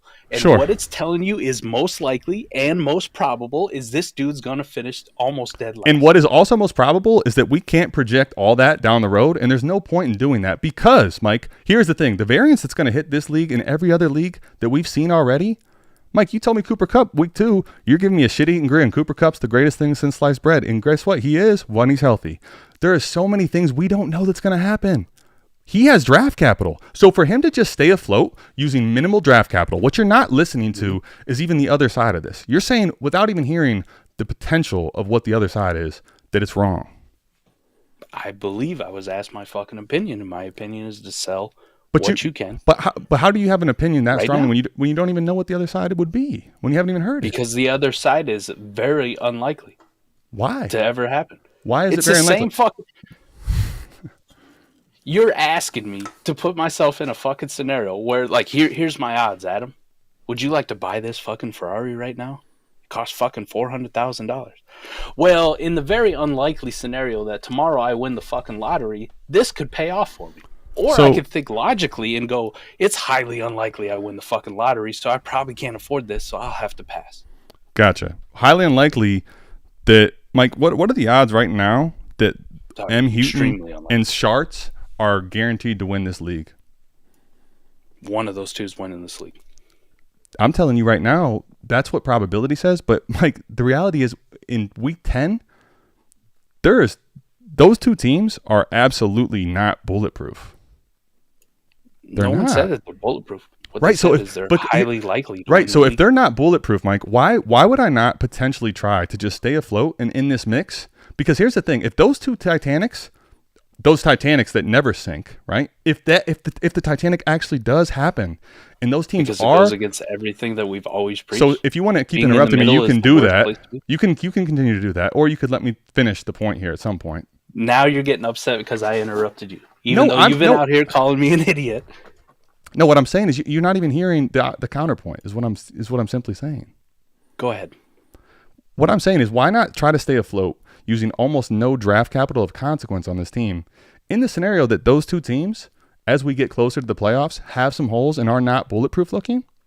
You now have a treasure trove that no one else does in draft picks to decide.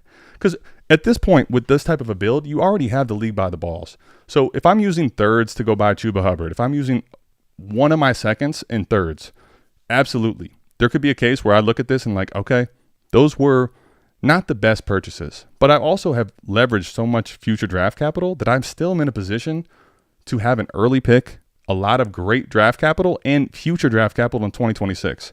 If I'm looking at, though, this scenario where, because none of these teams are built that great, if I'm 7 and let's say I get to, right now, Mike, I'm the 4th place team in this league. I won't get a bye, but I can put together and assemble a team here that's a lot different than what I'm looking at. And the teams that are at the top you use 2 or 3 scenarios of injuries to these teams that are great. Devon Achane doesn't look all that great. Alvin Kamara, Derrick Henry, these are older players. They're smashing. But there's scenarios where these teams are not bulletproof at all. And all of a sudden, I could use maybe 2 or 3 of my first round picks, be inside of contention, and very much having a puncher's chance to win this league right now, as well as having future draft capital in the future. That is ultimately in Dynasty playing for the short term and the long term. And the cost of right now to find out and stay in that mix, thirds, seconds, something you can definitely recoup. I'm not telling you that you can't go to rebuild and just let it all be like, I'm just done right now. If that's what you want to do and you look at it and that's the range of outcomes, sure. But you can't tell me for sure that it's not worth staying in this float just to see. Just literally, right now, in the last 3 weeks, 2 weeks, we've lost Rashee Rice and Nico Collins to IR. Like, you can't tell me those teams are beyond in week 8 looking like, holy fuck, what happened? That's what I'm saying. And the cost to stay afloat, potentially patchwork together some running back spots, is minimal draft capital. That is, I think, where if you wanted to go the other way, it makes sense. I would absolutely be willing to do it if I could find the right running back purchases. I don't know that you can find that in the league. That's my main point about this. Is he chasing down the 1 or the 2 seed? I'm sorry? Is he going to be able to chase down the 1 or the 2 seed? I think right now he could. I think it's more improbable that he gets the 1 than he gets the 3. But he could go get it. He could try to rebuild and retank, get lower on draft capital for sure. He already has a team though, Guarins, who's the 103 right now. So is he going to even get past that team? Because we also have extreme amounts of data that says if you do not get the 1 or the 2 seed, your chances of winning the entire league are I'm sorry. I thought you meant with the 101. Is he getting the 101 or the 102 pick? You're saying he's getting the 1 or the 2 seed? In lineup leagues, we do have enough data that does say though that there is a lot of variance still included. So if you're telling me there's a 30% chance I win this league, for sure, I'm willing to do that and fuck around with some second. Chance. It's not even close. Okay. Well, what would it be then, Mike? What would it be if you're the 30 seed in the league? Well, this is a great thing. We got this podcast with this really smart dude named Koopa who already ran the data and put it out there for you. Which is what? He's around like 10% if he doesn't get the 1 or the 2 seed. Okay. Do you want to risk it all or push it in for a 10% chance that you could possibly take 3rd in this league and not get anything? Yes. Or would you rather risk it all and try to go for the 101? Yes. On this team build? Yes. If you feel like you can find the right running back spots, because Mike, I can tell you while 10% is a probability and a number that across all those leagues, Mike, I have been in a league that I have better teams established than M. Houghton and Sharts, a 1 or 2 seed in the last 4 years and don't have a title. That happens, right? That happens. What I'm talking about right now is you are in a position to absolutely. You're not even like, what would I say here? It's not like you're going on and splurging something crazy. If you wanted to go see right now with this type of a team build, can I maybe have a puncher's chance? When I said a puncher's chance, Mike, what 30%, if it's high, 10% also is probably low because I'm talking about those teams having a lot of holes going into the playoffs. I'm not telling you, right, but I'm telling you at that point, you can still get out. You just don't get the 103. You get the 105. I would rather risk it for the 101 than risk it for fucking third place in this league and get nothing. But you're also quantifying and guaranteeing that you're not going to have a chance to win. That's how you make a perennial bad dynasty team. A perennial bad dynasty team? Yes. Goodness gracious. You think by going to try to make this with a couple moves in seconds and thirds, you're going to turn this into a perennial bad dynasty team? You ain't first, you're last. Mike, but here's the thing. I said a puncher's chance, and if you're looking at those teams not being the greatest, and then you want to move your first in, I think there's a case where the 10%, while that is the case in most leagues, this league would be different then. And if you don't have that scenario, I'm not going ahead and leveraging all those first. I think the cost to find out is very minimal. Not doing it. That's fine. You don't have to do it. Context of the rest of the league, not fucking doing it. And as someone that's leveraged a lot of first, I think you're in a position to, if you can get the right backs to just fill your holes, I'm absolutely willing to. Still here, leaning with the current guy in 101, almost going to be impossible to catch. Yeah, simulator does account for how bad of a manager he is. That's true. That doesn't. Figured at best 103. So, okay. I guess there's some things the simulator can't really account for. So you're leaning with me. Okay, but I guess if you're going to go do this, though, regardless of whether you agree with me or not, like, what are the running backs now, Mike, if he was going to? Let's say regardless of you or me, what running backs would you be trying to buy, and which ones with this, like, what are you willing to do if you were going to go down the path that you say you're not going to do? Kamara, Derrick Henry, see what the price is on those. Probably already on contenders that are winning. I think, if I remember right. Yeah, I think that, wasn't it Sharts that had him? Yeah, Sharts has both Alvin Kamara and Henry. James Conner's a good one. Conner, let's see. Okay. Sniff around, though. A lot of those bottom dweller teams also have a lot of really good running backs on their team, just for whatever god-awful reason, because they're fucking terrible. Yeah, Dynasty. So there's definitely some. I think you mentioned a couple guys though, Mike. Maybe not. Taylor, if he wasn't hurt, right? Dude who's got ETN, like that was the one you said. ETN. You can see if there's some panic on ETN. Absolutely, I'm with you there. Swift, guys, just put that in the chat. Swift to be another one. There you go. Actually, you're looking for cheap production, but you're going to lowball the fuck out of them. Yeah, you're not, because you're not spending real money. You're not spending real money here. Good, the ones that are good production are probably already on teams that are at the top. DeAndre Swift right now, the last 2 weeks, Mike. What would you be willing to send on him? A second, or is that too high? I think he sent a second. I know the Roshan thing's always a pain in the fucking ass, and Swift's done it against two shitty fucking defenses. They're really bad. Yes. Who has him? Let's find that out. That's actually one of those bad late call. Seconds. David Montgomery, Chadwick just put in there. That's a good one. Would you send 2/3 for Chuba? What's your Chuba price right now? A third? I think I'd send a third. I don't know if I'd do 2. 2, I think, is like you really want to get it done. I think I'm starting with a third. I'd send like a third and like somebody that, everybody like jerks off, thinks they're always going to be something, and a fake like I had value. some dude try to sell me John Mechie today, like that was fucking anything that I gave a fuck about ever. What? Yeah. What is that? I tried to tell that like, even that's not a thing anymore. This dude's probably droppable. Yeah, that's no longer a thing. I mean, well, and teach their own. I'm looking here. Okay, so you definitely are like. I think your options are here. Montgomery, we just mentioned. What's your level of like interest on a guy like Tyrone Tracy right now? Speculative, but I mean, really, I love the victory lap it, but yeah, I know. When Singletary comes back, this is still his fucking thing. Like, I'm actually curious. Like, I don't see a world where. Do you think he earns Do you think he earns a little closer? It's still Singletary's job, but do you think it's closer to like a 60-40 type thing, or is it definitely 75-25 goes away? I was going to put it 70-30. Like that was kind of. That's basically what it was before. Yeah. All right. I think you're probably right. I want to hope that it's not, but I'm not willing to put my money on it. Subpar offense, like what's the 30% really worth? So I'm just looking. In a lineup league, how many times in a lineup? This is a start 9 too. Like, how many times are you gonna start Tyrone Tracy? No, Montgomery's a great one, Chadwick. Tyrone Tracy's a spot start, frankly, until Singletary's for sure back. If he's playing this week again with the backfield to himself, awesome. But you're not going to feel good about it.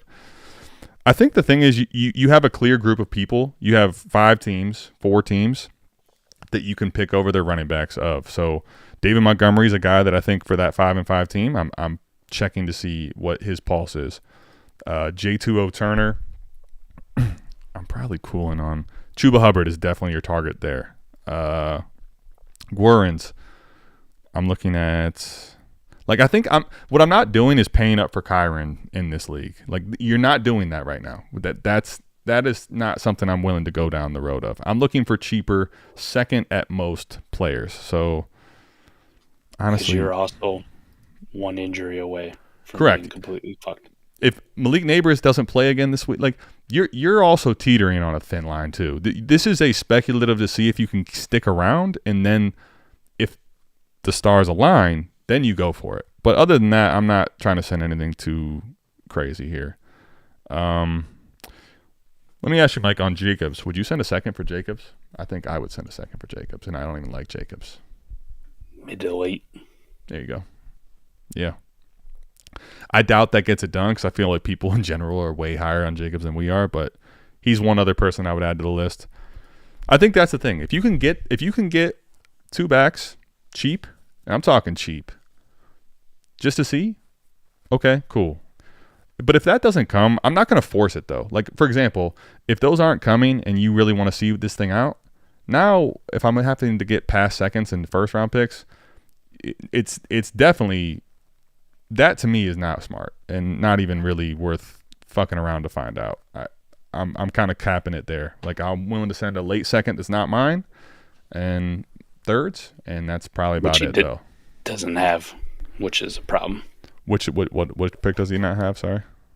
I mean, he's got 2 seconds, his own, and the dude who's 3 spots below him right now. Ooh. Okay, so you only have Guarins. And his third is mid to late. And you have Travis Wayne, who's also really bad in 2026 second. Okay. So, yeah, I think not a lot of flexibility there. So there you go. You're probably spending Teapot's third. And maybe if you can spend his third to get you a back and a second back would be yours, that's probably the most I would do. After that, you're probably doing too much. I agree with you there, Mike. What about these seconds in 26? Can you sell futures out? I would sell league though. How some of our leagues for are. Sure. If you look at 26 like it's a form. It's planet. A fucking If you can sell Teapots, who's 7-3 right now, 26 second, I think that would be fine. Travis Wayne, that team is horrible, so I think I want to keep that pick, even though it's a second only. I think I'd rather keep that one. So I think Teapot's second and 26, those thirds and 26, fine, and Teapot's third and 25 are your flexible pieces. Also, I guess maybe if you wanted to, what I will say, I think you and I both would be on board with, Mike, is these fake values for Dynasty. Like, is someone still really in on Chig? Is Chig actually a piece? Like, some of these pieces that are just stupid, you get rid of those. You get rid of those in a heartbeat. So I think if you can move, what about like a Mingo, Mike? Like, can I get someone to take a fucking Mingo? Like, I know it sounds crazy, but if that is a piece on top of a third that moves the needle, there's like, weird people out there. Let all those fucking players and shitters go. So I guess that's, you don't have a lot of flexibility though. So I'm willing to explore it, but at the end of the day, what's his name? Calvin. If it doesn't happen, don't force it. Like, I'm with Mike there. If you can't get it done, just fucking. It'd be fun to find out if you can. If you can't, odds are still go get the 104, 103. If you can find a way to get a Chuba and a patchwork and see if you can make history happen, it's worth it. Otherwise, sorry, buddy. We tried. It's over. We good. Swift, yeah. I don't know. I don't know. I'm not sure that I'm quite ready to say the rest of his season's dead. But I'm also very much of the mindset that I could see those would be two of his best games of the season. So it's sad. End of the year and was like, oh yeah, it was week 4 and 5. All right. Roshan took over. Should I flex Wandale or Tolbert? Chat. Oh, this wasn't even for us, but Are you buying Jalen Tolbert last week, Mike? I'm curious on this one. I don't actually know if I even am, honestly. I don't know. I was sleeping when he did all his work, apparently. I had one eye open, and I saw the catch that was the game winner. And then I looked at the stats, and I was like, fuck, 21 points? What a game to miss. I've been a naysayer of Tolbert for a while recently. I like the prospect, but I also felt like it was it was a pipe dream from the beginning. Didn't Wandale the week before just come off a big game though too? He did. I think in a weird way, Wandale is definitely better to be the PPR guy with Malik there. Like when Malik was out, it was like if he didn't get that touchdown, Mike, it would have been a really bad week for Wandale this last week. I guess I gotta choose it. Both of them suck. I don't know. Give me Tolbert because I think the offense is better. Who's Dallas playing this week? I actually don't know who they play right now off top. Probably an L. Sorry, Fizz. Lions. Oh, their secondary is kind of poopy. Their secondary is kind of poopy. I think I'd probably take the shot on Tolbert here. Yeah, let's go with Tolbert. They're not. I don't feel great about. Mike's right. I don't feel great about it either. Do you want to do karate in the garage? Hell yeah, I want to do karate in the garage. We love doing karate in the garage. The Giants get the Bengals. Also a shitty defense. Time to turn off the stream.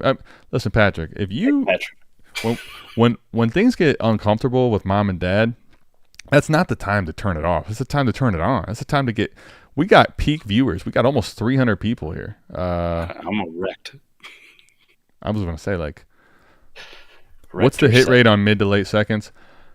That's a little bit also of a bad conversation too, though, because you can still trade them for something, right? On the clock. But the hit rate's not good. I mean, to answer the question. We know that part. But in a lineup, it's also like, Mike, on the clock or shortly, when draft season is at peak, what can you do with 2 late seconds? You can go buy a player or a late first or something you shouldn't be able to do. So I think knowing the hit rate, the seconds are better to be traded when their peak becomes the off season. Like Mike, with this off season, especially because of this 24 class, them seconds were getting you. Holy shit, buddy! I mean, just last year, you were trading late seconds for coming to playoffs, right? You were trading for league winner Joe Flacco or Jake Browning to start in your super flex spot. That's a good point too. If you know, the closer you get to the ability to know, like people are second for Flacco. Fuck yeah, here you go, bud.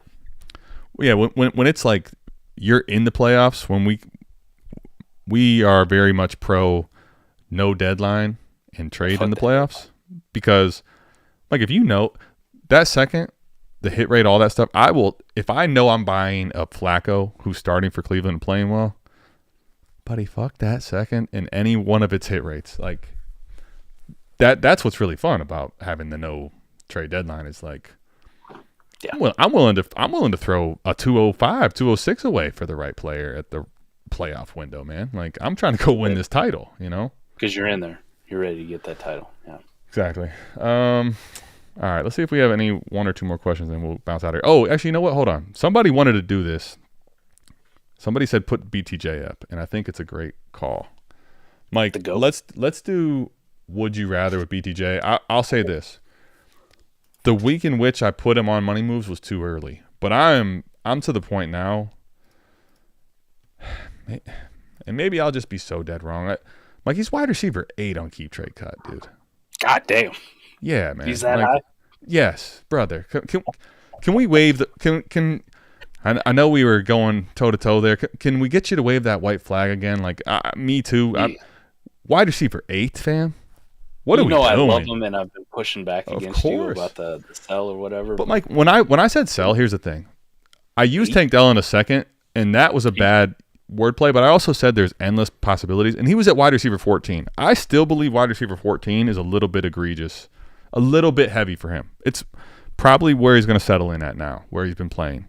Wide receiver 8, though? Like, all right, let's just go through it. I'm gonna get Brian Thomas Jr. one here. Okay, Mike. Let me just start off with.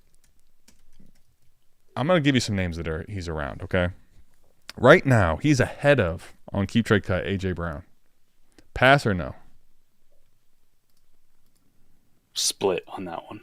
Are you really? Wow. Is it the injuries? Is it just? Yes. The injuries are getting fucking old. They're getting really fucking old. All right. I mean, I guess T Higgins at this point. Gosh. Is that harsh? Fizz will love that one. Are you too close? Let me ask you. And it's okay if you don't. Are you too close to it? Are you? Yeah. Okay. Yeah, that's fine. That's fine. That's fine. That's if you can admit it, I think that's fine. Let's pivot. Sack the fuck up, AJ. Let's go. I'm with you though. Like AJ Brown's kind of killing me. A couple of contenders. It's like, brother, you're one of my 4 heroes here, and you've been a 0. Like, stop it. Drake London or Brian Thomas Jr. I'll go Brian Thomas. Wow. So okay. I just want to put it on the record right now. Wide receiver 8, not too spicy necessarily for you. Puka Nacua or Brian Thomas Jr. I think I still go Puka. Okay. And I'm kind of like a Puka hater, but I think I trust Puka more.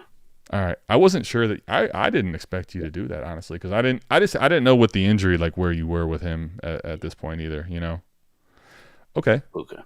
So Puka puts one ahead. Jayden Reed is a wildly interesting one now too. Jesus. Mike, I'm telling you the truth. Jayden Reed might be the hardest to evaluate wide receiver in Dynasty at this point. Like, fuck.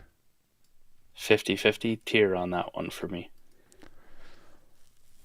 Holy crap. Either way, Mike, Jayden Reed, either way you answer that, though, when I'm thinking about this, is like... You're wrong. Am I wrong? Wide receiver 9, right? You're probably wrong either way. Yes. Okay. Yes, you're probably wrong either way. All right, hold on. Garrett Wilson, after a week of somewhat salvaging? I mean, I don't know. Brian Thomas Jr. Really? It's that quick. Okay, you hate him. BTJ. How about Smitty? Is he, as your Eagles, too close to it? Brian Thomas Jr. Sorry, Smitty. I love him too. I'm kind of just, I guess, in a way, a little floored. Okay. Rome Odunze or Brian Thomas Jr.? Fuck. I'm going to go BTJ, but I don't like it. Yeah, that one is so tough for me because I do believe that Rome's prospect profile is in a different tier. It's better. Yes, but much better. The one thing is I tried eventually to pivot away from that as time goes on because we get more and more clear, reasons to just say like, hey, the profile is the profile, but we're seeing what we're seeing. So I don't know if I'm quite ready to do that yet, but let's just call it what it is. Brian Thomas is playing great the way he's been playing. Let me ask you this. I'm curious this week, especially with him, like our sample size is still small. I'm not trying to discredit the kid at all. All right. He is balled the fuck out. Like this week, I'm kind of very curious because if we're going to start putting him into this stratosphere of these are low key goated wide receiver ones we're discussing, right? Mm-hmm. Jalen Johnson. I think we got to see. I want to see BTJ against some of these corners. Like, okay, for some of the elites. Yeah, I want to see. I think there's a realness to that conversation for me anyway. Like, is he ready to kind of run with the Bulls, Mike? Is he actually him? I'm not saying he won't be, but I think there's if he goes out and smashes versus Jalen Johnson this week, buddy, stop. Wide receiver 8's too low. People are going to go crazy. I think a lot hinges on his quarterback. That too. That's fair. That's a good point. Trevor Lawrence figuring shit out or not. Okay, to that point, here's DK the thing Metcalf with BTJ. or him. Give me DK. All right.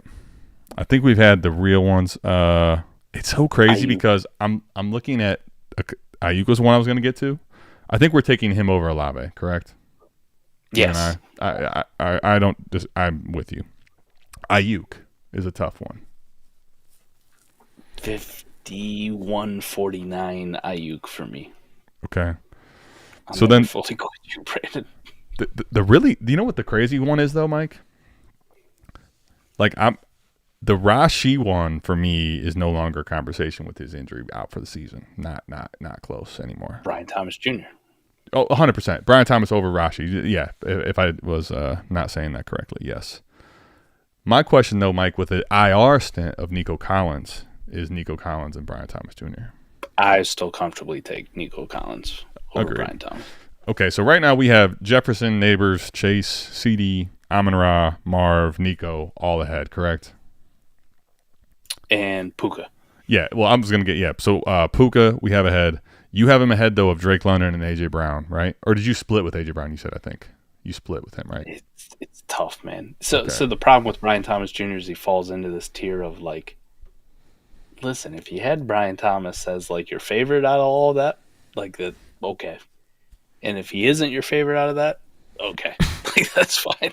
Like, he kind of falls into that tier. Like, he's not reached that tier where it's clear. Nico and Puka, I think, are definitely the cutoffs for me as far as they're a tier ahead of Brian Thomas right now. So, okay. So, wait. Say those names again. Sorry. So, Nico and Puka. Yeah. Nico and Puka are the last two in, like, the tier that is no question ahead of Brian Thomas Jr. Okay. Everybody else was having combos. Drake London, Garrett Wilson, A.J. Brown, fucking Smitty, Brandon Ayuk, as much as I love him, DK Metcalf. It's a giant tier of fuck. I gotta pick one, which usually means in Dynasty, right? Like, if you send me one for one, I go, nah, I just keep what I have. Now, if you send me one of those other guys and, $5 in Fab, done. Fab was enough. Pushed me over the edge. Jeez. It's a big tier. That's fair. I'm as I'm listening to you kind of go through this, I think the way you broke it down is right. I think what's interesting though is actually Puka's down to 11 on Keep Trade Cut. I think that's just people's impatience, if I'm being honest. Like, in my head, and I think a lot of the sentiment, you and I would agree on this with Puka, why he was so risky this offseason was like, if Cooper comes out and starts smashing and Puka doesn't play well, maybe people start to cool on him. I feel like at this point, even though we didn't see him for long, I don't know. It feels like I feel like that narrative might actually be false. I just think this is people being overly impatient, if I'm being honest. Do you think that's true or no? Yes, which is also why, like, I put him ahead. People ask, like, should I go buy Rashee Rice now? I say, not now. Give it 6 fucking weeks, and we'll do the same shit to Rashee Rice that we just did to Puka. You know That's what I mean? fair. Like, he's going to fall another 10, 15 spots. You can talk the good body talk about it's an LCL and it'll be completely fine for next year and it's a short. I get it, people. But we're gonna get there's gonna be contenders with Rashee Rice on their team that in 6 fucking weeks go, yeah, I'll take this in a second for them. That hard body talk wears off, right? Like all of a sudden that 6 don't weeks. Go buy him now while you still like got all those good memories. Mike, to give you 6 weeks. Can I give you context? Can I give context to Mike's point? You said 6 weeks, Mike. You know what we're about to have is week 6. Do you know how much has changed in these last 6 weeks? A lot. Like my Brian Thomas Jr. updated like week 3 of the preseason. Like Brian Thomas Jr. in Dynasty right now is having a real conversation inside the top 10. Even if you're out here listening to this, like, no, I don't believe. I'm not going to say you're wrong either. My only point is that Brian Thomas in these last 6 weeks has proven to be a top 20 receiver in Dynasty minimum. That's like, even if you hate the guy, that was not a solidified thing 6 weeks prior. Inside the top 10, a lot of people are having that conversation. That was not even really in the range of outcomes, I think, for people, period, in Dynasty this year. Like, Brian Thomas Jr. as a top 8 receiver, you're having a serious conversation with A.J. Brown week 6. Not on the bingo card, not even we're laughing. We're calling you an idiot, right? Like, Now you have Rashee Rice who's just doing nothing. Literally, he's continued to be hurt. He's not going to come back at any point this season. Like, I'm with you on the point of The only way you lose out on not being able to buy him at this point is if somebody is going to buy him and just hold for eternity and at the current cost, because it's going to come down. I don't care what people say. It's going to come down. He's still currently, it's hard for me to believe this, Mike. He's still currently out for the season, basically the same as Roma Dunze. Like, what? This kind of happens every single time, though. Like, some star goes out for the season. Like, we're way too high on them. And people, like, they always kind of think, well, I'm going to go buy low right now. Like, right away, within the first couple of weeks is the worst time because you're not really buying low. Ever. No, I can't for remember sure. one. No. I can't remember one. You're not buying low right now. To your point, when it's like nut cutting time, November, you could maybe buy lower. Like, you're still probably not buying super low, but you might be able to buy relative to this. You're buying low, I think, for sure. You got a finite window though, right? Like, there's a real buy low, and then the end of the season hits, and everybody goes, "Well, fuck you." Like, I already held them through the season. Yeah, kiss my ass. You've like, missed your window there. You missed your window, right? 100%. That because then So at that you gotta point play people are that buying fine in. game. Week Right. 6 is not the time. I could not agree more. All right, last one I wanted to have a combo with you on here. The one thing on Brian Thomas Jr. Yeah, go ahead. I just want to point out, Sure. and I was interested to see. I have a really hard time finding an analytical data point on Brian Thomas Jr. that is bad or suspect. So far as his product, like from what he's done on the field. Okay. Like, yes. I mean, the target share is good. Yards per route run's good. The only thing that maybe might be suspect is like his air yards. But we just saw this last week. Like, all of a sudden, now Brian Thomas is getting targets down the field. So if that's a sign of things to come, it's like, what do we have an issue? Like, what? It's tough for me to go, like, I gotta maybe let go of them priors that had him as, wide receiver 5 in the pre-draft process and just go, like, maybe he's just that fucking good.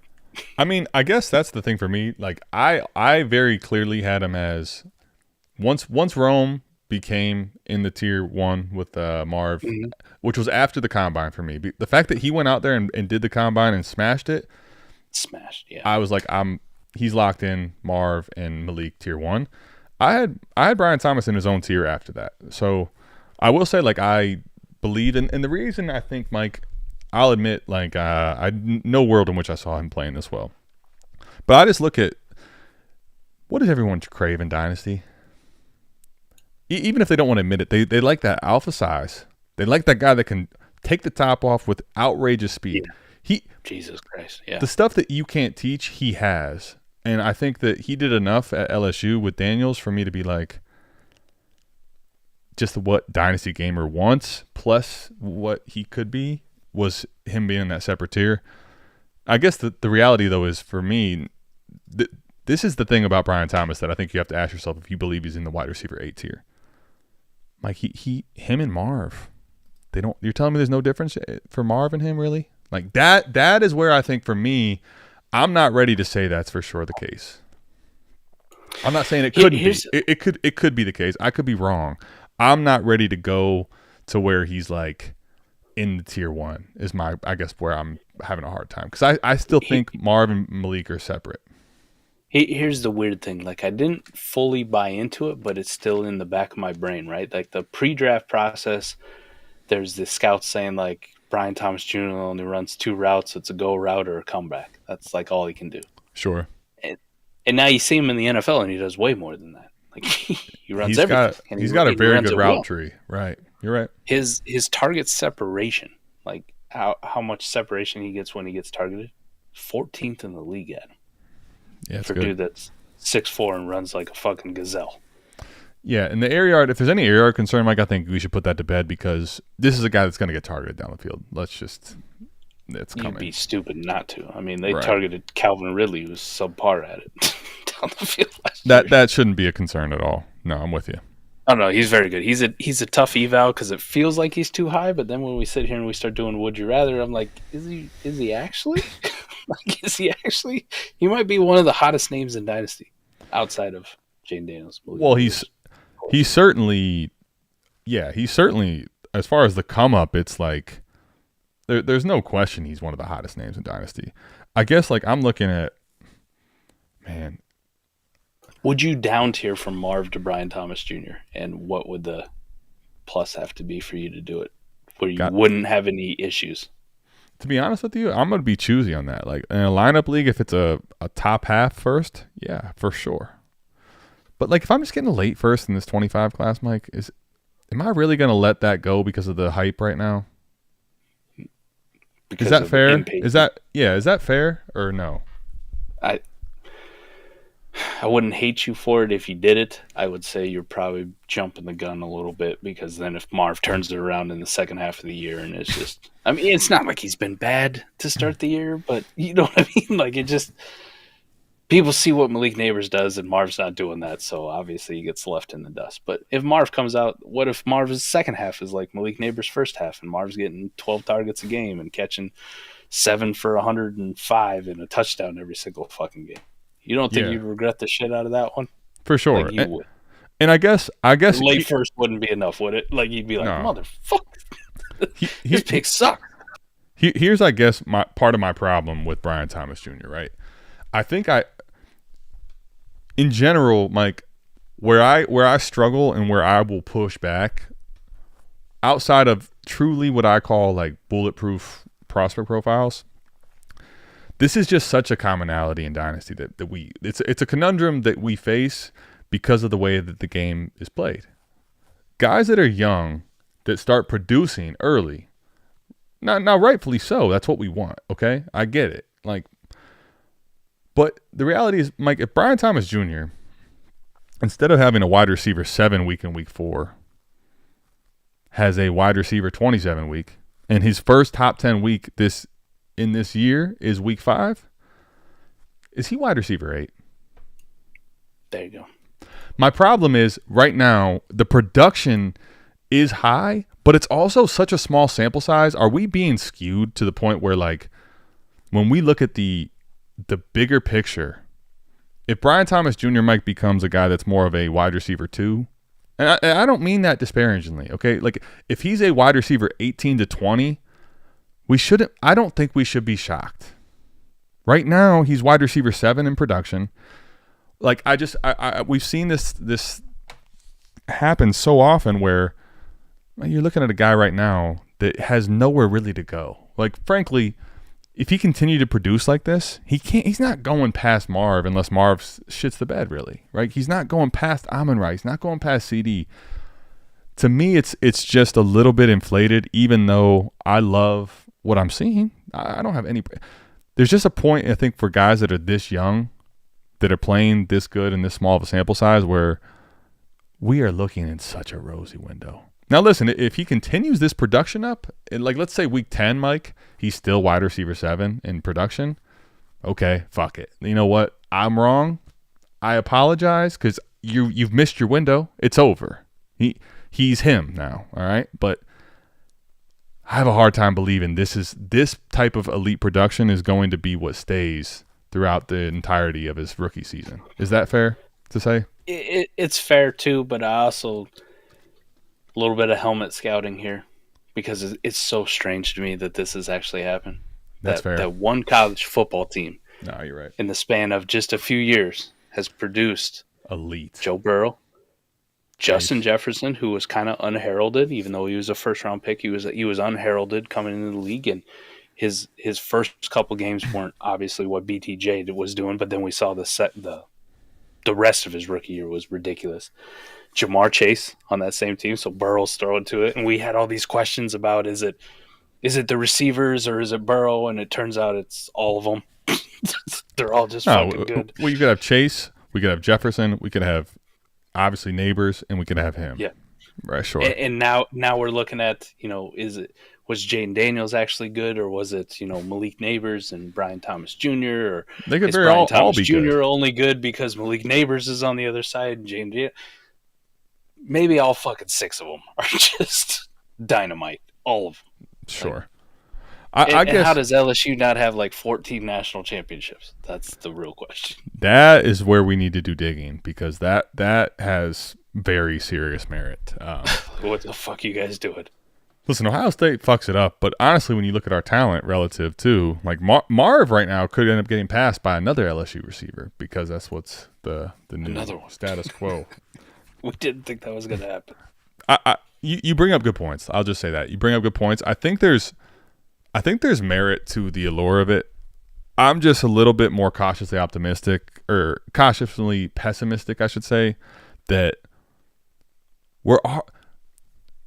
because here's the thing, like when we talked about this, like you talked about this tier that's pretty real. For me, the same conversation we're having now, I was having when I told you that he was getting too high. That was wide receiver 14. I think realistically, when you talk about it, 14 and 8 right now are in this similar tier. We're talking about A.J. Brown. We're talking about DK Metcalf. We're talking about Puka Nacua, Jayden Reed, Garrett Wilson.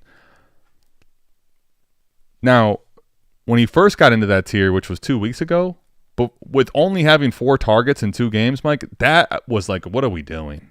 This now we have a lot more sample size than that to say, yeah, he's playing, but it's also went from 14 to 8. I like him. I want to buy in. If you told me right now he's at wide receiver 14 or 15, I probably can't even fight you. Wide receiver 8 is like, dude, buddy, there's nowhere to go but down, really. I know you talked about the Jalen Johnson. It'll be another thing to see, like if he could do it against Jalen Johnson. But right, let's also not forget that he put up damn near 22 points on Derek Stingley, who's also not only a name but also one of PFF's highest graded cornerbacks, and he fucking cooked him. Well, he cooked him off the line of scrimmage and fucking burnt his ass. Like cooked him. And he did against your Browns. You know, he went up against Greg Newsome, who I don't think is a real bad corner. I think Greg Newsome's pretty solid and looked pretty good against him too. So it's not above me to say that baby Brian Thomas is just fucking good at him. Well, I will say that if this production ends up being what we see by week 10, like when they have their bye, Mike, which is in week 12, if he's still a top 12 wide receiver in production and he's looking like this every single week without the downs, I am wrong and you have missed your bye window and I am sorry because it's over. But like, I think there's a world, Mike, where he's still really great at football. He's still elite. He's still a great player. But when I say elite, he's not quite the him range. Like right now, you're definitively talking about him being in the range of the great receivers in Dynasty. Yeah, that's the problem. It's like we're at the big boy table, buddy. This is the high stakes table Brian Thomas is at right now. So I don't think we need to get into another player because this was really good conversation. I think that him and Jayden Reed right now, to me, Mike, are the two toughest. Fuck, man. Fuck. Like I want to buy in, but I'm like, dude, have you seen the cost of eggs? Like, you know, the inflation's crazy. Are we doing this? You feel better just, buying somebody who's probably going to break your heart anyways, but it's a lot cheaper. Like if you bought more Brandon Ayuk and he fucking just shattered all of our dreams and turned back into the Brian Ayuk of the first 4 weeks, would you be more disappointed at the price you had to pay for that, which is obviously way cheaper than Brian Thomas Jr. or Jayden Reed? Or would you be more upset if Brian Thomas Jr. and Jayden Reed go on to just absolute Nico Collins level of ascension and you didn't buy when you could, and now you can't fucking touch them? Which one would break your heart more? I'll tell you the truth. The way I play, I still believe this. I think Brian Thomas has talent. He has great talent, but I'm not sold. I'm not sold that his profile is here to stay without up and downs. I guess is the other thing. Like Marv is going to have to prove to people that you were wrong for him to go down. Brian Thomas didn't start here, and I don't believe he's guaranteed to stay here without keeping the production level up, which he could do. I do think he could. So I guess for me, a little more Puka Nacua to BTJ than Marv. And obviously Puka Nacua is the extreme. But like, yes, I think that there's more to be lost than to gain, obviously, with Brian Thomas.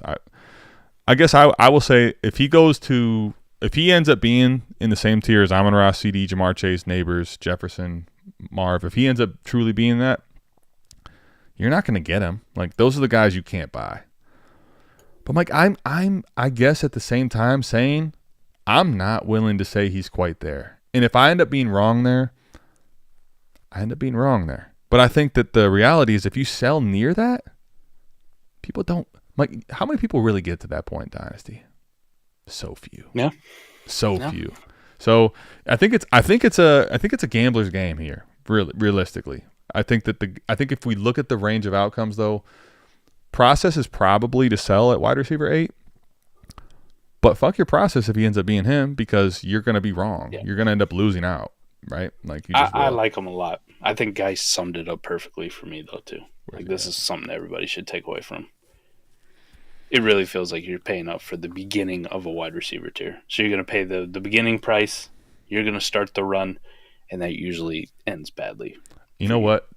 That was it's a great way to put it, Mike. You kind of said it, but Geis, I think, did it in such a good manner. Like, that's exactly what we talk when we're a startups, Mike. We talk about that all the time. I don't want to be drafting the start of the next tier. That's suboptimal.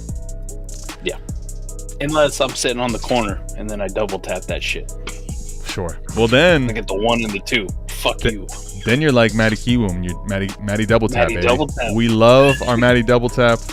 We love all of you, Mike. We got to over 300 people in here. 313. We were continuing to go up. It's 11:41. We've had a great night, a long night. We've had some more often. We've had some good blows. We've had some good, kumbaya moments. We've had our come to hopefully Brian Thomas Jr. moment. I don't know. I don't know. Gets, just so y'all know, I still love this fucking guy. So do I. I mean, listen, it gets it gets uncomfortable. Probably choke him out. There was someone here that said we should arm wrestle. I mean, listen, I'm not arm wrestling. Mike, to me, is want some of this. I'll do it, but if you think that I know, like, listen, if I'm gonna play Mike in a game, it's gonna be something probably not with arm wrestling. Like, that's at like 21. That's not gonna be to my benefit. Okay, I'm probably gonna lose an arm wrestle to Mike, and I'm not even gonna feel bad about it. I'm gonna be like, yeah, he's gonna beat me in an arm wrestle. Like, you can use that sweet jumper of yours. Do you think I want to go like, hey, let's do Oklahoma's, me and Mike? Like, that's the best. Kate, that's the base. Is that the best way for me to use my strengths? I don't want to have a dunk contest with you because. I mean, yeah, you play to your strengths. What? Neither one of us are Brian Thomas Jr., where we have no flaws to our game. Okay, like, come on, like, let's. The only flaw is maybe suboptimal quarterback and a terrible head coach. Well, one flaw to my game, Mike, is a lot, but the Browns thing, buddy, I'm beginning to just accept again. Like, we might be the worst franchise in sports. Forget the NFL for a second. Just we're that bad. Dude, White Sox exist, buddy. I've as a Guardians fan now. I was gonna say Tribe, but as a Guardians fan, I've seen a lot of the White Sox. They're not very good. Like, the Browns. The current Browns, actually, like, the crazy part is you have to go back to when the old Browns, which are now the Ravens, it was the 60s. It was pre-Super Bowl era that this team was actually any good. Now, remove the fact that we switched franchises and all that. The current Browns organization under Haslam, like, this team, dude, the amount of quarterbacks, the amount of head coaches, the amount of turnover, the lack of success. We beat Pittsburgh in a playoff game, which we were up. We got gifted 21-0 lead and almost fucking blew it. Like, that's one of our best moments since the return. This team, this franchise, it might need to be nuked. It's bad. It's really bad. Sorry. Damn. This was a good AMA though. Before we close out though, I want to say, thoughts and prayers are with everybody in Florida dealing with this other fucking hurricane. Some scary shit out there. My boy Josh Hudson there in the Tampa area just posted some stuff about Tropicana Field just lost its roof. Wild, man. Hope everybody stays safe. Big Corey was on here. No power. Still tapping in. That's a ride or die right there. Love that guy. Hopefully everybody makes it out of this thing okay, man. Thinking of y'all down there. Don't worry, move to the Midwest. All you got to deal with is snow. Like, come up here. We don't have hurricanes. We just have tornadoes, which are terrible too. Back to back is just tough too, man. That's fucking crazy. Horrible, man. Horrible. Crazy. This one's setting records for strongest wind speed and everything else. Fucking nuts. Thoughts and prayers are with all of you. We hope you're staying safe if you're in any of the areas where the hurricanes are hitting. We will see you back here, though, next week for AMA. Same time, same place, 9:30. Probably won't be 2 hours plus, but you never know. It just might be. We love you. Peace. Maybe. Depends on the argument. We love you. Everybody. Bye. Peace.